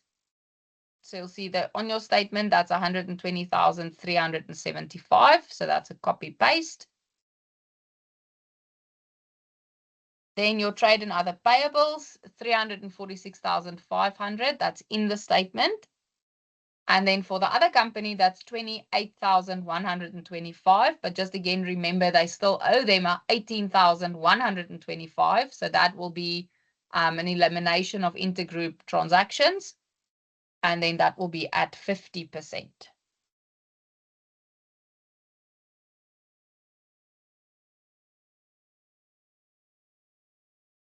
And then lastly, on this statement, they give us a bank overdraft.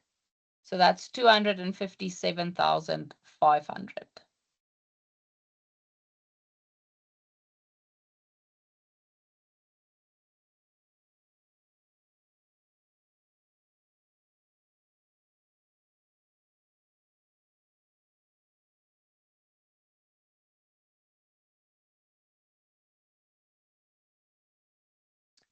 Okay, and that was question 4. You'll see that was really straightforward. So the biggest thing there is just to, sorry, I just want to jump back to remember, if this was a joint venture, then we will only eliminate the intergroup transactions that has to do with unrealized profits.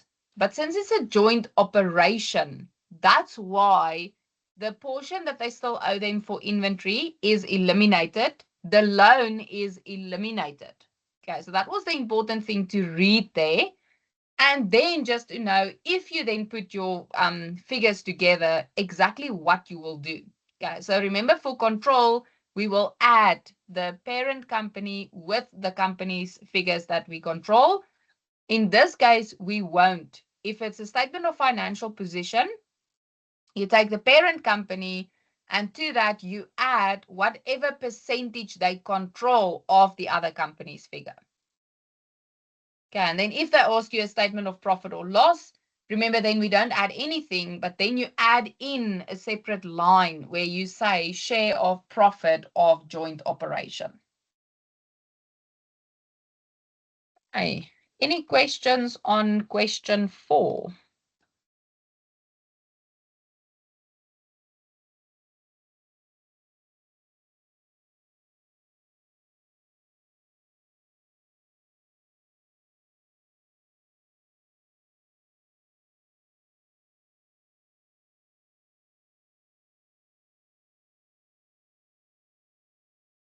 Okay, then we get to our last question. That's then question 5. You'll see this is 15 marks. And for those of you that are really going to go through other older papers as well, you'll see they actually like to ask these exact questions in a question. So they tell us that Owens Limited has 10,000 employees, 7,500 of whom belong to the TLC trade union. TLC trade union negotiated a 9% wage increase for all its members during the current financial year. Ms. Candace, who is a senior member of the TLC trade union, led the negotiations for the members, and Ms. Candace is also a non-executive director of Owens Limited. And then they ask us to discuss whether the TLC trade union is a related party of Owens Limited in accordance with AIS 24 related party disclosures. You'll see that's for 7 marks. Then provide the minimum disclosure requirements for related party transactions necessary in terms of AIS 24 related party disclosure. And then lastly, 3 examples of people who would be regarded as a close family member in terms of AIS 24 related party disclosure. Okay, so let's first look at whether TLC Trade Union is a related party of Owens Limited. Okay, so according to IIS 24.11, a trade union is not deemed to be a related party of the reporting entity simply by virtue of normal dealings with the entity alone. Based on this, TLC Trade Union is not necessarily a related party to Owens Limited. So we need to further assess this whole scenario. So in terms of AIS 24 related party disclosure, any director, whether executive or non-executive, is a member of the key management personnel. A person is a related party to an entity if they are a member of the key management. Therefore, Mrs. Candace is a director of Owens Limited, so she is a related party to the entity. And in terms of IIS 24.9, a person is a related party to the reporting entity if that person has control or joint control over the reporting entity. Based on this, Ms. Candace, in a leadership role at TLC Trade Union, exercised significant influence or control over its activities and is a related party to TLC Trade Union. And in accordance with IIS 24, entities are related if they are controlled by the same persons. As Ms. Candace exercised significant influence over both parties, Owens Limited and TLC Trade Union are related parties. Okay, so when we started this, it didn't look like they are related, but as we went a little bit deeper, in the end, these two parties, or the company and the union, are related. Okay, so as I've mentioned before, this is a question that's been coming up quite a lot, whether you have this one company or they then related to a trade union. So this might be an important question then also for the exam. Okay, then for 5.2, they ask us to provide the minimum disclosure requirements for related party transactions necessary in terms of AIS 24. The minimum disclosure requirements should include the following: the nature of the related party relationships, the amount of the transactions, the amount of the outstanding balances, provision for doubtful debts, and then the expense recognized during the period in respect of bad or doubtful debtors. Okay, so that's the minimum disclosure that they have to do. And then lastly, 5.3 is the 3 examples of people who would be regarded as close family members. There, just be very careful.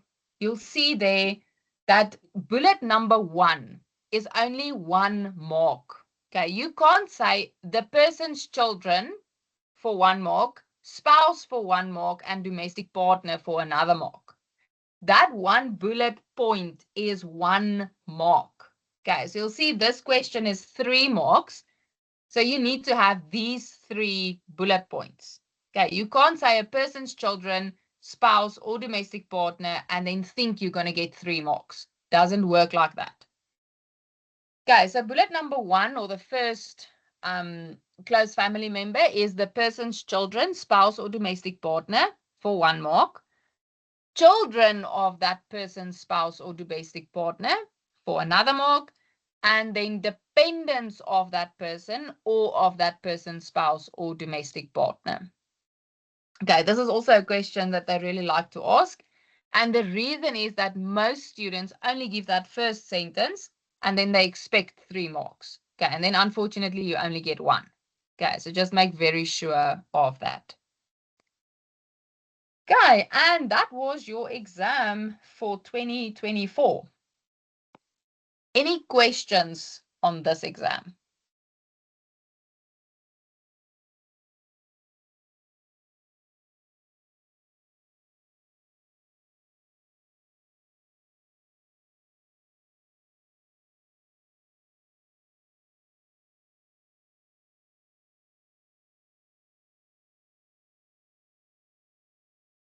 Okay, I'll go back to the question. Okay, there's your question.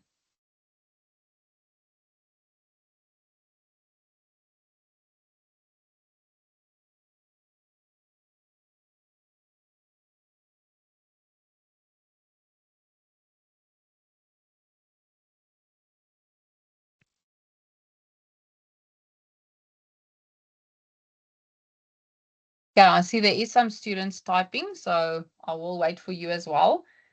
Okay, so I see the recording should be uploaded rather quick.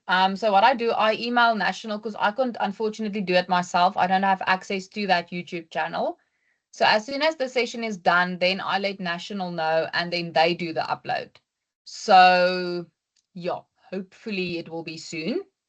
And then Ethan, you're asking, is there an example of the direct method for cash flow? I'll have a look. I might have a question with that in as well. Okay, I'll have a look for that.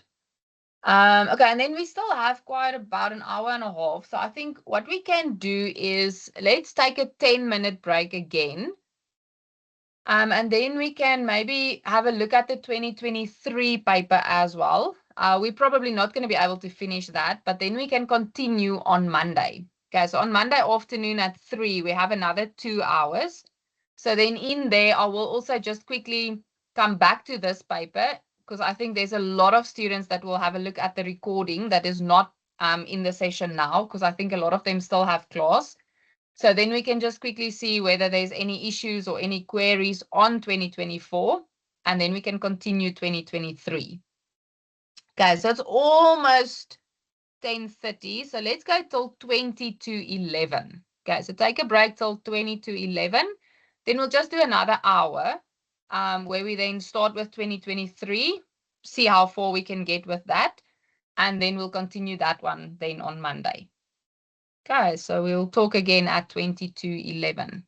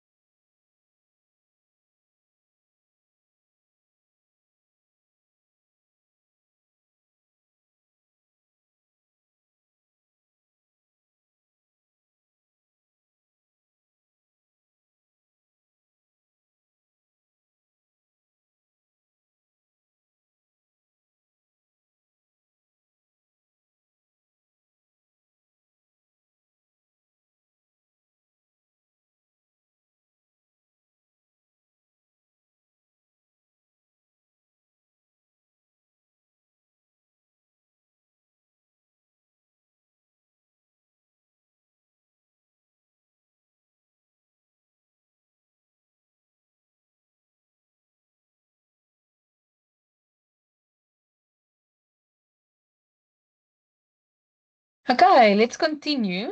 Okay, so we're then going to look at the 2023 paper now. And Ethan, just to quickly answer you on the example of the direct method. So you'll see in the 2023 paper, they actually have both methods. So they ask you to do the cash flow statement, the full statement on the indirect method. And then they ask you to redo the operating activities on the direct method. Okay, so there you're going to have both. Okay, we're probably not going to get to that today because that's again, I think, question 3. But yeah, then definitely on Monday, and then it will be shared with you as well. Okay, so it will be there.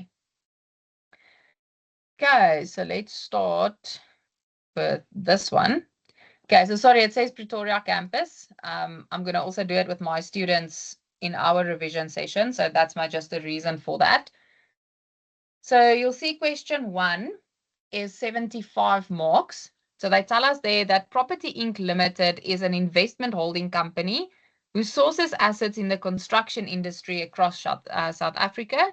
Property Inc. Limited growth strategy is to acquire companies in the industry instead of organic growth. Below is an extract from the annual financial statements of Property Inc. Limited and its related group investment companies for the year ended 31 December 2023. And then they give us the trial balance for Property Inc. Limited and then also Construction Tech Limited. And then there it continues. They give you there right at the bottom the net profit for the year ended 31 December 2023. And then there's some additional information. So they tell us on the 1st of January, Property Inc. Limited obtained control of Construction Tech Limited by acquiring 80% of the ordinary shares in Construction Tech Limited. Property Inc. Limited can appoint or remove 6 of the 8 directors on the board of Construction Tech Limited. The following is an extract from the trial balance of Construction Tech Limited on the 1st of January. Then they give us share capital, retained earnings, and then there's also a general reserve. Then on the acquisition date, the fair value of the identifiable assets and liabilities of Construction Tech Limited were equal to the carrying amount, except for land, which was valued at 1.2 million more than its carrying value. Okay, there you just have to read carefully. It's not valued at 1.2 million. It's valued at 1.2 million more than the carrying value. Then Construction Tech Limited has a licensed customer list on the 1st of January. The agreement relating to the customer list does not prohibit the selling or leasing thereof. The useful life of the customer list is 8 years on the 1st of January 2022, and the fair value is 1.8 million rand. And Construction Tech Limited has not recognized an asset in this regard. So just remember, a customer list is seen as an intangible asset. Then number 4, at acquisition date, Construction Tech Limited has a present obligation in terms of a contingent liability. This contingent liability relates to a court case involving a construction project not meeting regulatory requirements. The claim will not be deductible for taxation purposes should it succeed. And then they give you the carrying amount of the contingent liability at acquisition, and they give you the fair value of the contingent liability at acquisition. And then the consideration paid consisted of an initial cash amount of 2.5 million, cash paid 2 years after the acquisition date. So remember there we have to get the present value. Property Inc. issued debentures to Construction Tech Limited for 1.25 million. Acquisition costs directly related to the acquisition of 625,000 were included in the cash amount paid. The market-related discount rate applicable to the above transaction is 12% compounded annually. Then Construction Tech Limited purchased a machine with a carrying amount of 625,000 from Property Inc. Limited on the 1st of July, and they purchased that for 1,375,000. It's the policy of the group to depreciate machinery using the straight line method. The remaining useful life of the machine is 4 years. Then the intercompany loan accrues interest at 12% per annum. there has been no change with respect to the loan balance for the past year. On the 31st of December 2023, Property Inc. Limited sold 20% of Construction Tech Limited share capital to non-controlling shareholders for a cash amount of 2 million. And then there's some general accounting information and policies. Property Inc. Limited uses the partial method to recognize goodwill. Non-controlling interests are measured at a proportionate share of net assets at acquisition. The Property Inc. Limited Group measures its investment in equity instruments at fair value through other comprehensive income. Assume each ordinary share carries one vote and that voting rights determine control. The issued share capital has not changed since incorporation. And then your normal tax rate is 27%, capital gains tax is 80%. And then they also tell you that land is the only asset subject to capital gains tax.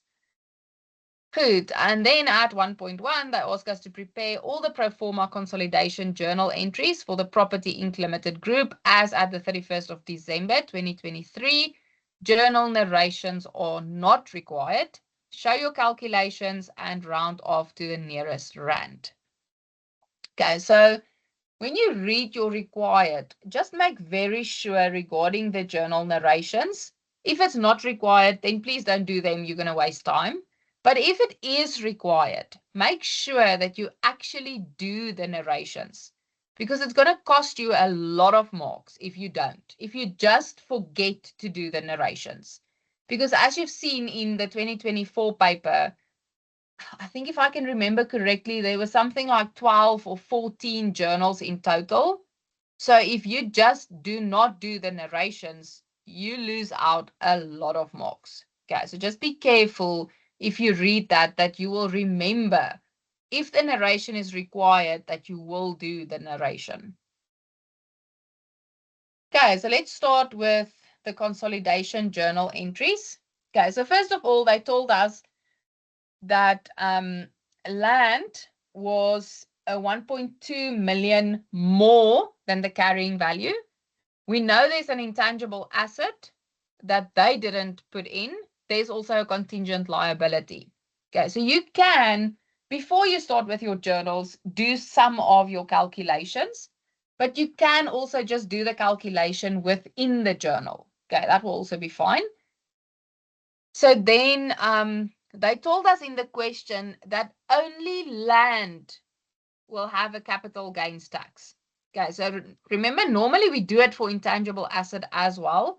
But if the question specifically tells us that it's only on land, then we put it only on land.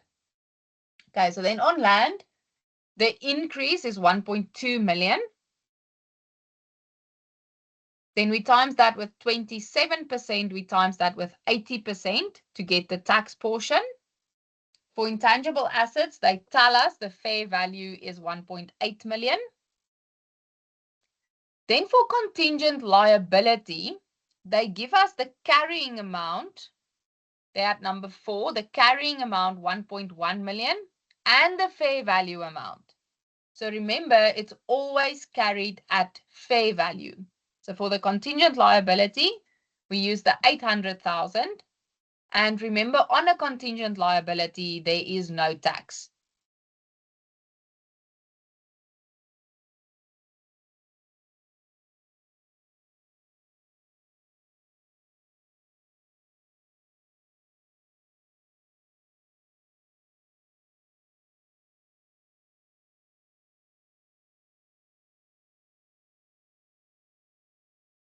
Okay, then you can also do the non-controlling interest calculation at acquisition. So the equity, they gave us the equity at acquisition. Let's just quickly go there. So they're at number 1. They tell us what the equity was at acquisition. And remember, you have to include all equity. It's not only share capital and retained earnings. In this specific question, they also had a general reserve. So we also have to include that. So there's your equity. Then the fair value adjustment, that's the 1.2 million that your land is valued more than the carrying amount. and the 1.8 million that your intangible asset is worth.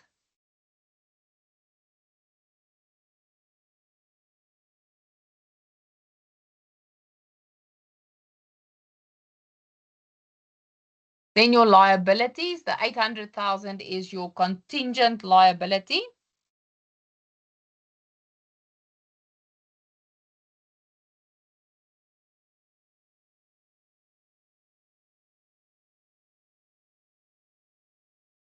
Just want to see where they give you your other figure. Where?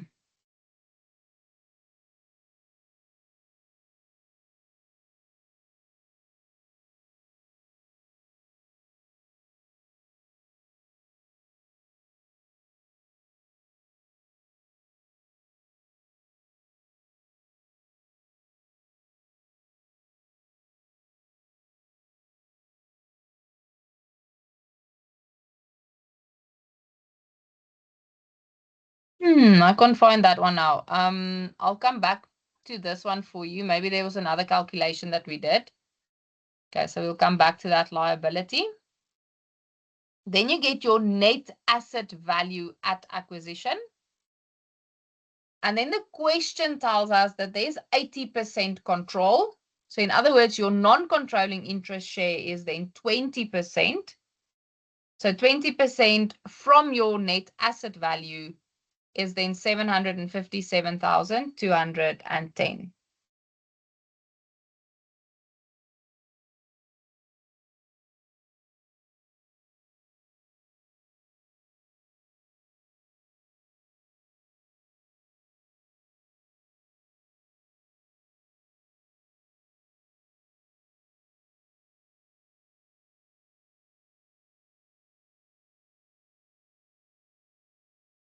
Okay, now we can look at the consideration paid. So remember, there was a couple of things that they told you. There was a cash amount. There was also a cash amount that they're going to pay in 2 years' time.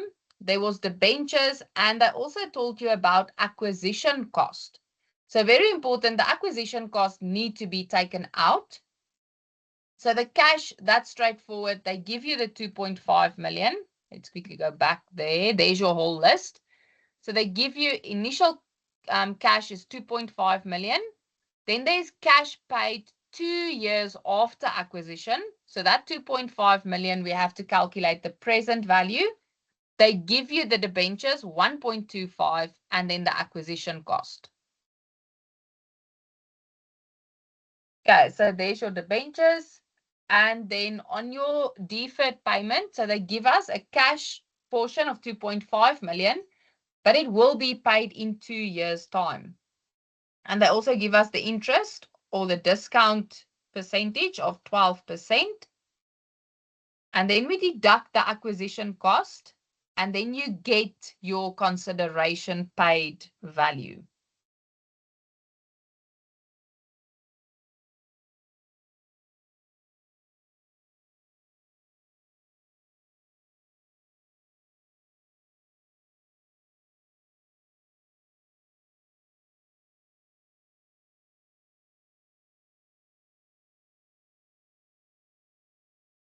Okay, now finally we can start with the journals. So this journal that you see now is the elimination journal. You can also split the journal. Okay, so this is basically my step 1 and 2 combined, where we have the revaluation of the items, like for instance, land. Remember that was revalued more. And then the intangible asset that we bring in. And then we eliminate. We eliminate the share capital, the retained earnings, the general reserve. Okay, so you can do it in one journal, like you can see there, or you can also split the journals. That's perfectly fine. Okay, so the share capital, the retained earnings, the general reserve, that's the amount given to us for the at acquisition dates. Okay, they told us that's the share capital value, that's the retained earnings, that's the general reserve. Then they also told us that at acquisition, land was valued 1.2 million more than its carrying amount. So we increase land by 1.2 million. And then they tell us about the customer list that is not recognized. So that's an intangible asset that we also have to bring in. So we add that and they give us the fair value of 1.8 million. Okay, then we go to contingent liability. Remember, they gave us the carrying amount and the fair value. You need to remember that we use the fair value of the contingent liability. So that's 800,000.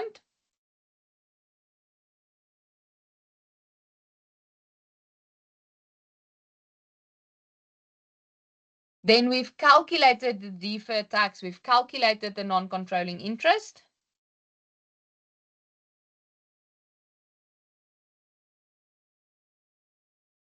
Okay, so you'll see there on this calculation, your non-controlling interest, that's 745,200. That's your deferred tax. Okay, that's what we add there.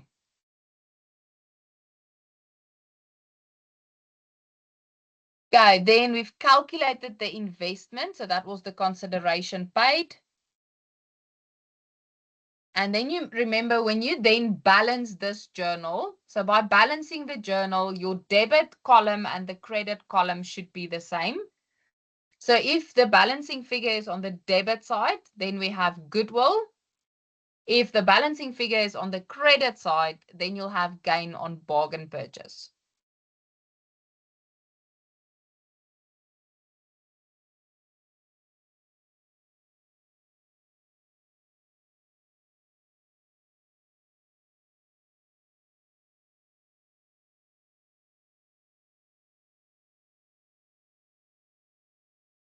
Okay, let's just quickly stop there.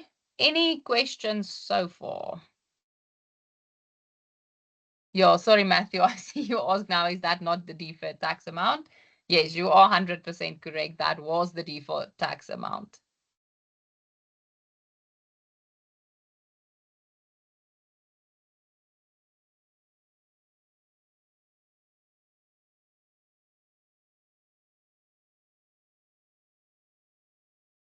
Lisa, I see you say that I make it look so easy. I think that in my mind, I just try to sort of stick to the steps. So remember we said that, and I have now included on the 2024 paper slides, I have included the steps for you so that if it's working for you, you're more than welcome to use that. So remember we said for step 1 is that you have to look at what was revalued or remeasured. Okay, so that's basically, let's just quickly go back there. So that's why I said if it's easier for you to split the journal, please do so. Because what's happening then with step 1 is we basically then recognize or revalue land. We sort of revalue intangible asset because we are recognizing that. We revalue the contingent liability. And then with that will go your deferred tax. Okay, because on all of that, there will be deferred tax. And then you will have a difference because you'll see if you add the land and intangible asset, you get about 3 million. But if you add contingent liability and deferred tax, you get, what is it, 1.5 more or less. So the difference will then go to revaluation surplus. Okay, so if you want to split the journal, then step 2 is to eliminate the equity. And to eliminate equity, you first of all eliminate all your equity at acquisition. So just remember, equity by default is actually on the credit side. But because we eliminate, we put it on the debit side, meaning then that share capital, retained earnings, and general reserve sort of doesn't exist anymore. Okay, so then you will have this 3 as part of your elimination journal. You will then have the non-controlling interest, and you will have the investment. And then just remember that if you've split your journal, then remember that I said to you at step 1, you will then have a revaluation surplus. So if that's the case, if you do split that, then part of your elimination will be that revaluation surplus. Because remember, revaluation surplus is going to your equity as retained earnings. So then you will also eliminate that, and then you will get to exactly the same goodwill figure. Okay, I hope I made sense now. Okay, so that's then step 1 and step 2. Okay, any other questions before we continue? Okay, there is a question, how many marks would this entry be?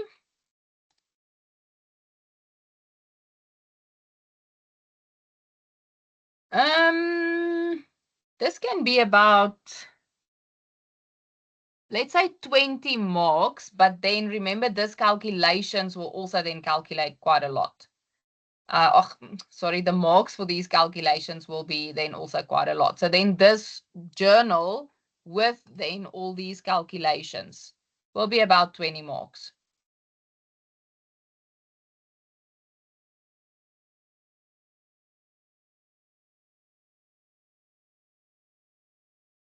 Okay, any other questions before we continue?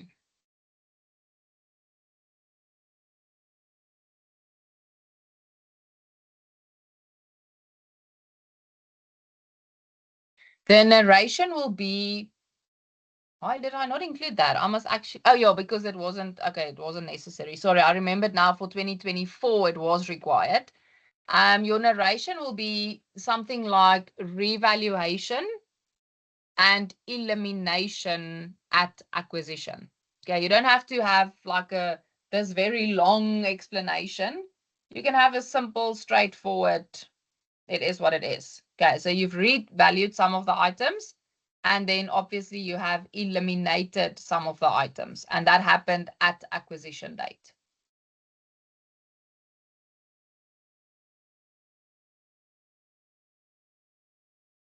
Okay, let's continue.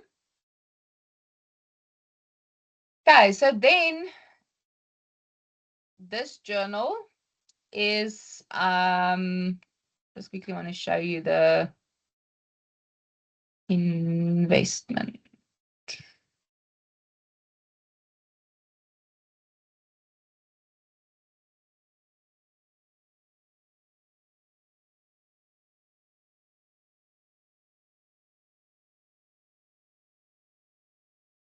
Okay, there at number 5, they tell you that acquisition cost was 625,000. And remember, that was included in the cash amount paid. So when we calculated the consideration, we took that out. Okay, remember that. So now that 625,000, we're going to credit investment with that. On that, there's deferred tax. And then the difference between your investment and the deferred tax amount will then go to mark-to-market reserve.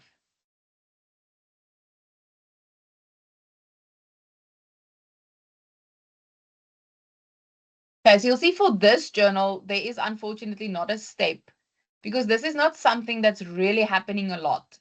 So when I did the steps, I was looking at questions where these things are repeating itself over and over and over again. Okay, so this is something that I think this was the first question actually that I've seen where they actually ask something like this.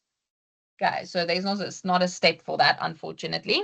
So maybe you must just remind yourself that if they give you any acquisition cost, that you have to take it out of your consideration paid, and then you also credit your investment with that amount. Okay, then step 3 was to have a look at the retained earnings movement, and that is from at acquisition to the beginning of the current year.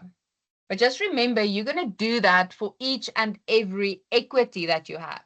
So in this question, we had retained earnings and we had general reserve. Okay, so now you go to your trial balance And you'll see there is your retained earnings beginning of the year. And remember, we work with the company that we purchase control in. Okay, so if we do all these journals, we are focusing on the subsidiaries figures. Okay, so the subsidiary is the company we purchase control in. So their retained earnings was 2,056,250 at the beginning of this year. At acquisition, the retained earnings was 1,230,000. Okay, so we get the difference between the two. Because remember, equity keeps its balance as the years go by. So we're not focused on what is the balance now. We look at what was the movement in retained earnings. So at acquisition, it was 1.23 million, and now it has moved to 2,056,000. Okay, so then on our journals, you have the 2,056,000 minus the 1,230,000. And because we focus on the non-controlling interest, we times that with 20%.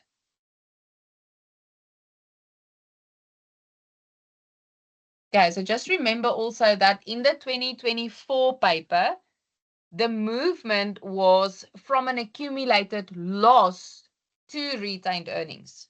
Okay, so then we've added the two figures. So just be careful if that maybe happens, that you add the two figures. But if it was retained earnings and it's still retained earnings, then we minus the two figures.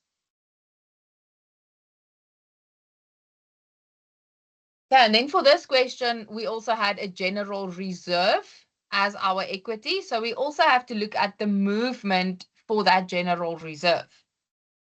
So back to your trial balance, you'll see general reserve beginning of the year, that's very important, is 1,101,250. And then at acquisition, it was 601,250. So we minus the two to get the movement, and we times that again by 20% because we are looking for the non-controlling interest portion.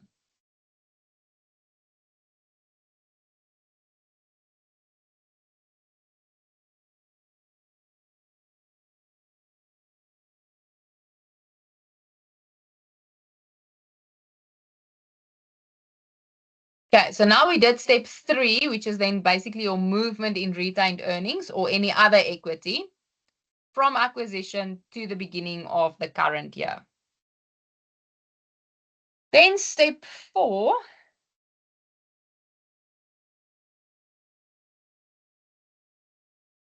you know what, you can maybe put these journals because otherwise you're going to forget about this.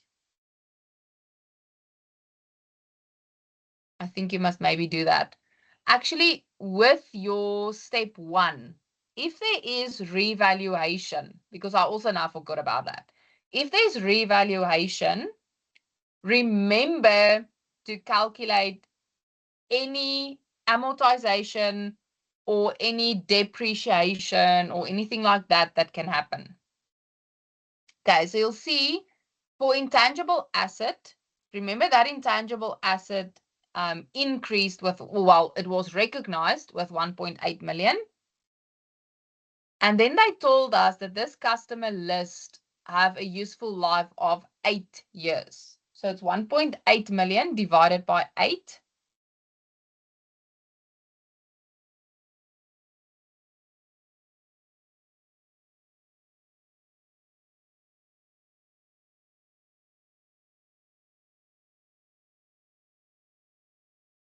And then remember on that, there will be deferred tax. Okay, so that is the accumulated amortization for previous years. That's why it's going to retained earnings. And then the one that you can see there, that amortization and deferred tax is then for this current year. So we debit amortization. You'll see the figure is exactly the same. It's the same. And we credit accumulated amortization. And then remember on this, there will be a tax effect.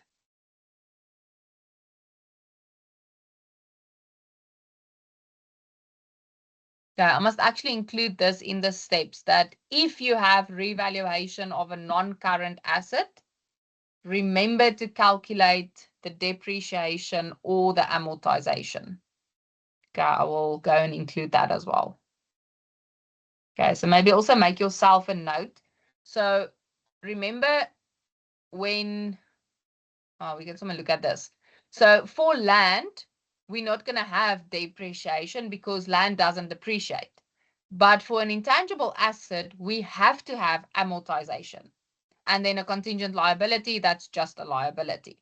Okay, so that's why we then have to do these journals, because they should have been an intangible asset in the company's books, but they never did that. So now we sort of go back 1 year to calculate the amortization for the previous year. So that's why we do this first two journals. And then number 3 will be amortization for this current year that we are in.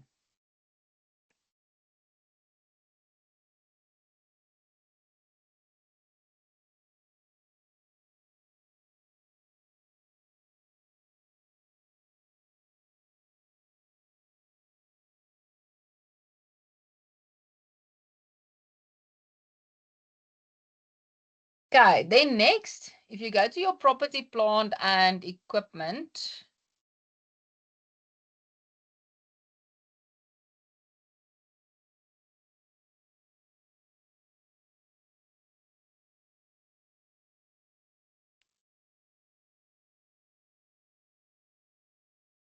okay, there at number 6. They tell us about the purchase of this machine with a carrying amount of 625,000 from Property Inc. Limited for 1,375,000. So this is then now part of your elimination journal. So this is now step 4. So we have to calculate the unrealized profit. So that's where the 1.37 million is coming from. That's your selling price. The carrying amount was 625,000. So this is then your profit on that sale.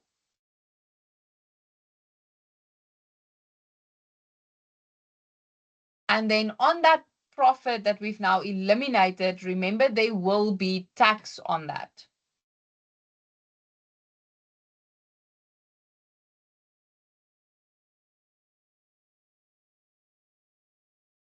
Then also on that, because what's happening now, if the one company have this property, plant and equipment at 625,000, because that was basically the carrying amount for them. So they calculate depreciation on 625,000. But if the other company then purchased this item for 1,375,000, they are calculating depreciation on 1,375,000. So there's a difference between the two companies' calculations. And now we say that we eliminate the profit. So basically making these two values exactly the same.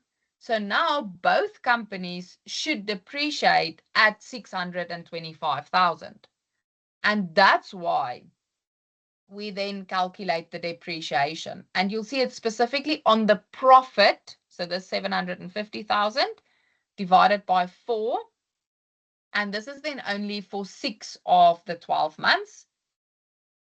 And then on that, there will also be a tax effect.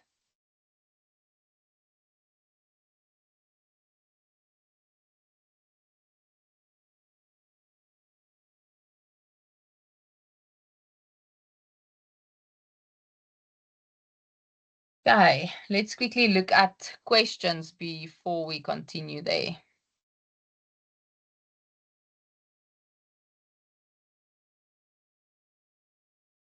Okay, Matthew, sorry, I only see your message now. You say, are those the opening balances subtracted by the acquisition amounts? I assume you mean the retained earnings and the general reserve, where we have a look at the movement, and then because it's the non-controlling interest portion, that's why we times it by 20%. Okay. Yeah, so it's the opening balance and we then minus that from the acquisition, or minus the acquisition amounts from the opening balances.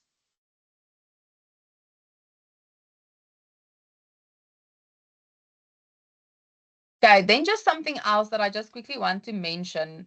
Remember when it gets to a company selling to another company or purchasing from another company, especially from Learning Unit 3, remember that you have to have a look at whether this is an upstream or a downstream transaction, because the journals is different. Okay, and we always have a look at the company that is selling. So we have Property Inc. Limited. That's the parent company. So if they tell us Property Inc. sells to Construction Tech Limited, then it's a downstream transaction because your parent is selling to your subsidiary. But if your subsidiary, so if Construction Tech Limited sells to Property Inc. Limited, that's an upstream transaction. Okay, so for both inventory sales as well as any other non-current asset sale, the journals is different. Okay, so if you go to that we just did, that machine, don't just see, oh, it's one company selling to the other company and I have to eliminate. Okay, you also have to think who is selling to who. So if they tell us Construction Tech Limited purchased the machine from Property Inc. Limited, then Property Inc. Limited is the one selling to Construction Tech Limited. Okay, so just make sure that you know the difference between these two journals. Whether it's upstream or downstream, the journals will be different.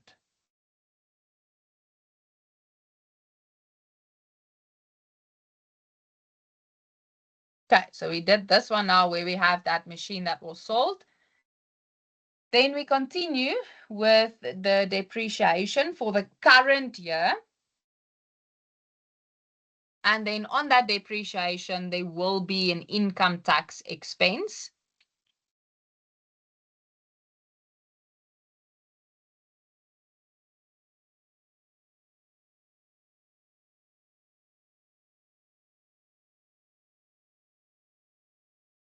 Okay, then we also have to look for other intergroup transactions. So on the loan, on rent paid, on interest, and on management fees, it's not necessarily that they will mention that in the additional information. So it might be that you have to go and look at your trial balance to see whether you have a loan, whether there's interest, whether there's management fees, whatever the case might be.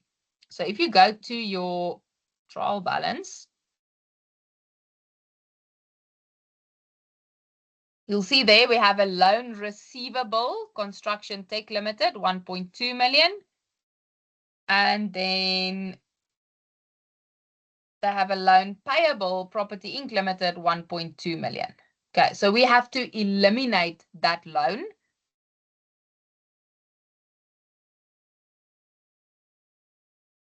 And then they tell you there at number 7 that this loan accrues interest at 12% per annum. So then that interest we also have to eliminate. Okay, so the loan is 1.2 million. So we debit loan payable, we credit loan receivable. That will always be the case. Your payable will always be a debit, your receivable will always be a credit. And then on that 1.2 million times 12%, it will be 144,000. Again, you will always debit other income to eliminate that interest. And then you will always credit your finance cost.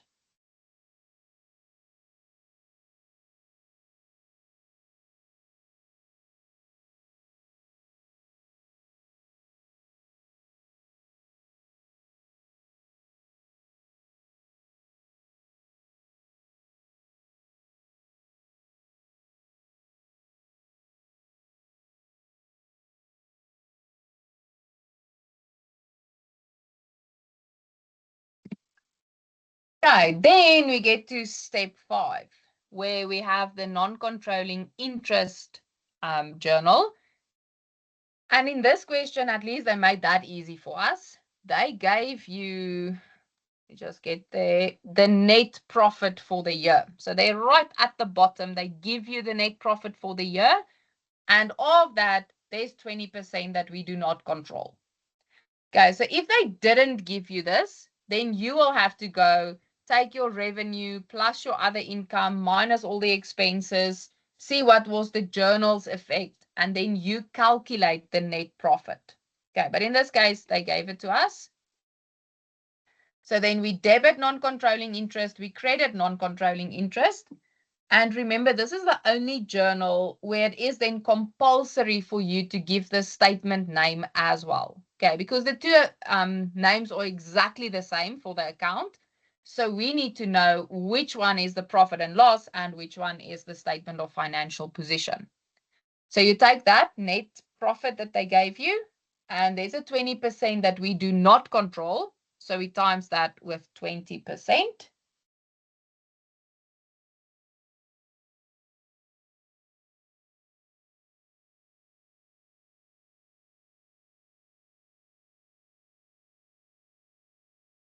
And then lastly, step 6 is then to eliminate your dividends. So if you go back to your trial balance,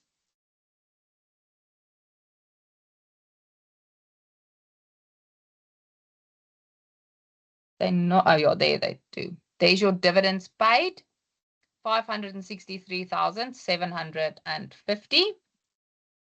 Go all the way back. There's your 563,750. Okay, and then of that, there's 20% that we do not control, and then you debit your other income or dividends received with the 80% of that dividends amount.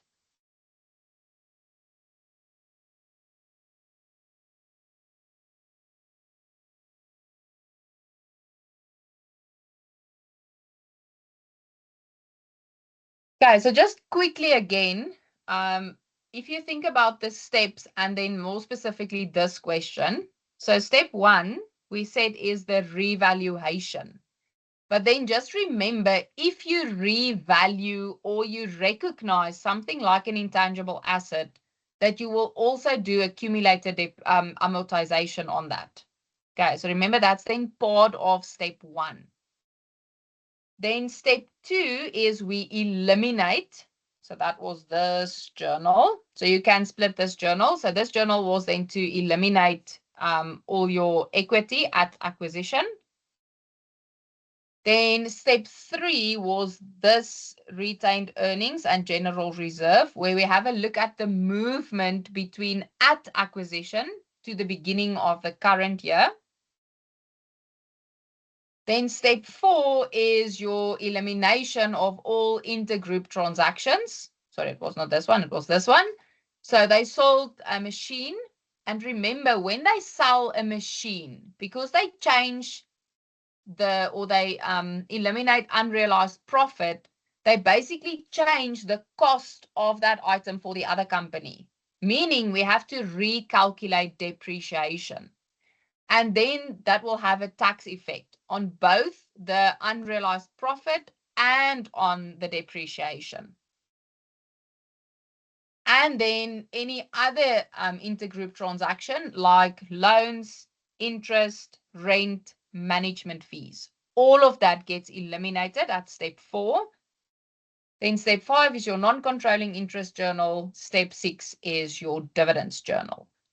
Okay, so in this question, it was only learning unit 1, 2, and 3 where they had control. So they didn't ask you an associate or a joint venture or a joint operation as well.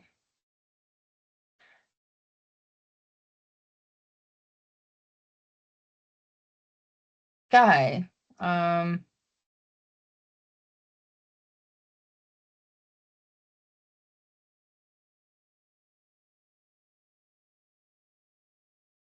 Sorry, I just quickly want to see if they asked us that.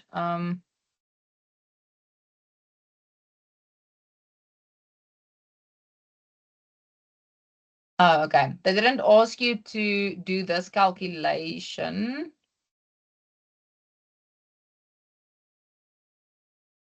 Okay, but I will quickly go through that. So this is your net asset value at disposal. So you get your net asset value at acquisition. Then to that, you add movement in retained earnings, you add the movement in your general reserve, and you add the net profit for the year. Okay, so for the group, that's 8,127,200.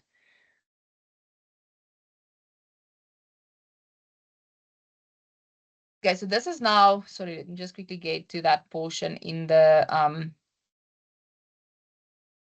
there, right at number 8. They tell you on the 31st of December, they sold 20% of their share of non-controlling interest for a cash amount of 2 million.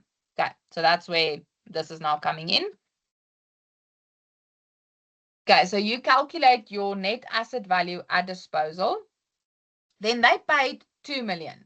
Okay, so they sold 20% of their non-controlling interest. They got 2 million. So of this net asset value, there's 20% basically that they lose. So then their profit or loss is 374,560.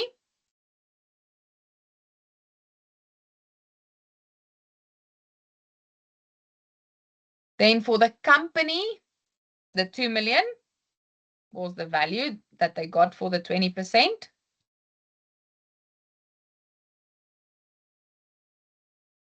Let's quickly see where they give you that value.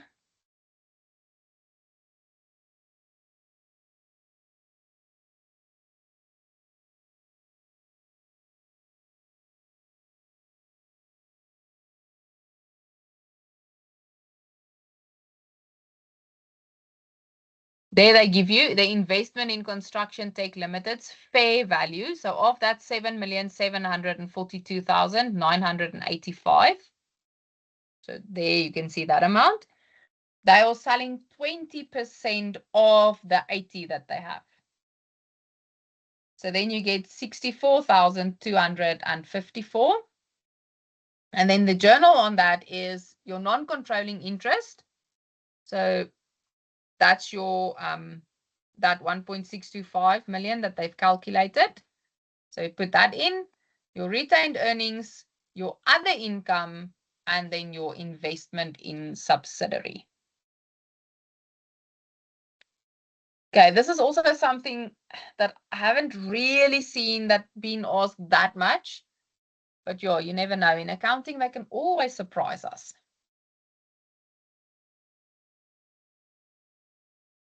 Okay, and that's then question 1 from the 2023 paper.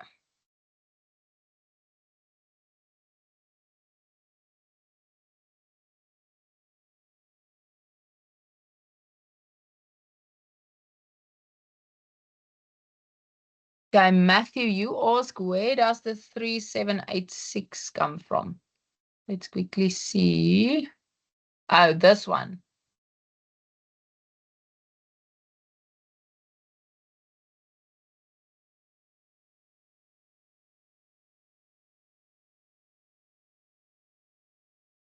Okay, I will include that calculation for you as well.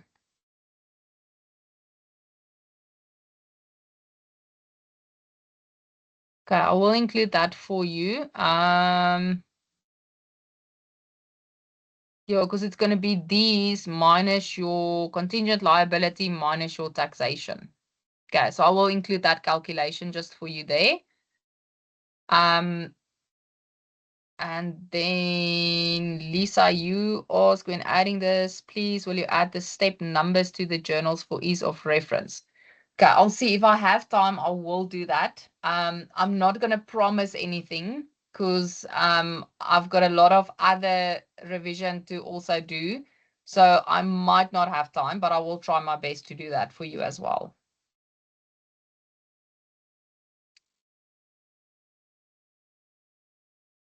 Okay, any other questions from your sides?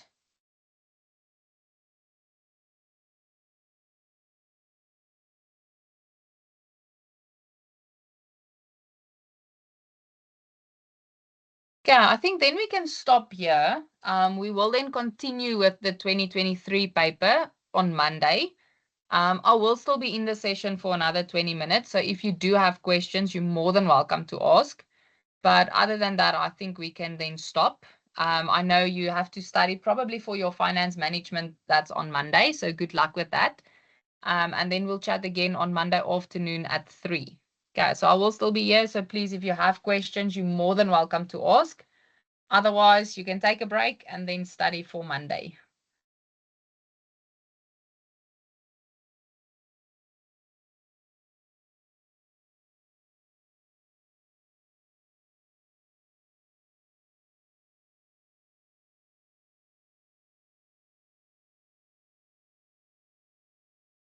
I'm glad it helped. I'm just quickly going to type, sorry, I see most of you left, my email address there again, in case you don't have it, erothman@varsitycollege.co.za. Okay, so if you want to ask the slides from me now, you're welcome to do so. But I will share it with all your lecturers now, so they should also then upload that for you. So I'm going to share it now. And then maybe over the weekend, if I do have time to include the steps, I will do so, and then I will reshare it with them. But I don't want to keep you from having the slides. Okay, so I'm going to share it now. But you also have my email address. So then if you get stuck with anything else, also maybe, I don't know, probably you're not going to study over the weekend, but maybe in next week with your exam then upcoming, you're more than welcome to send me an email as well.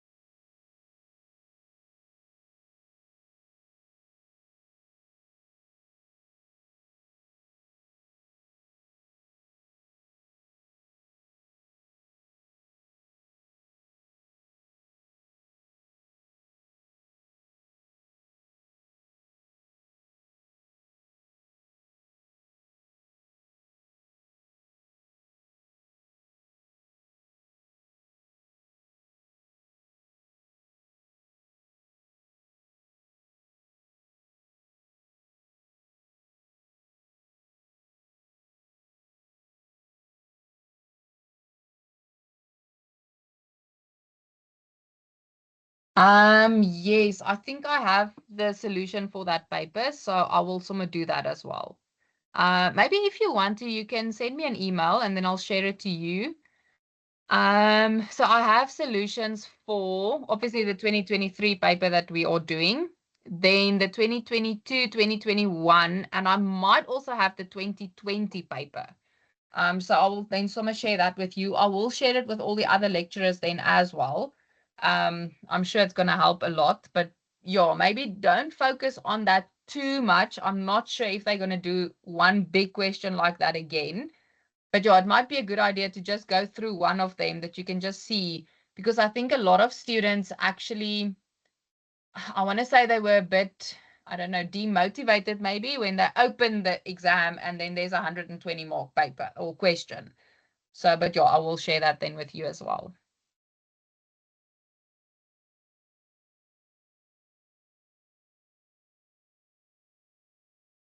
Okay, that's perfect.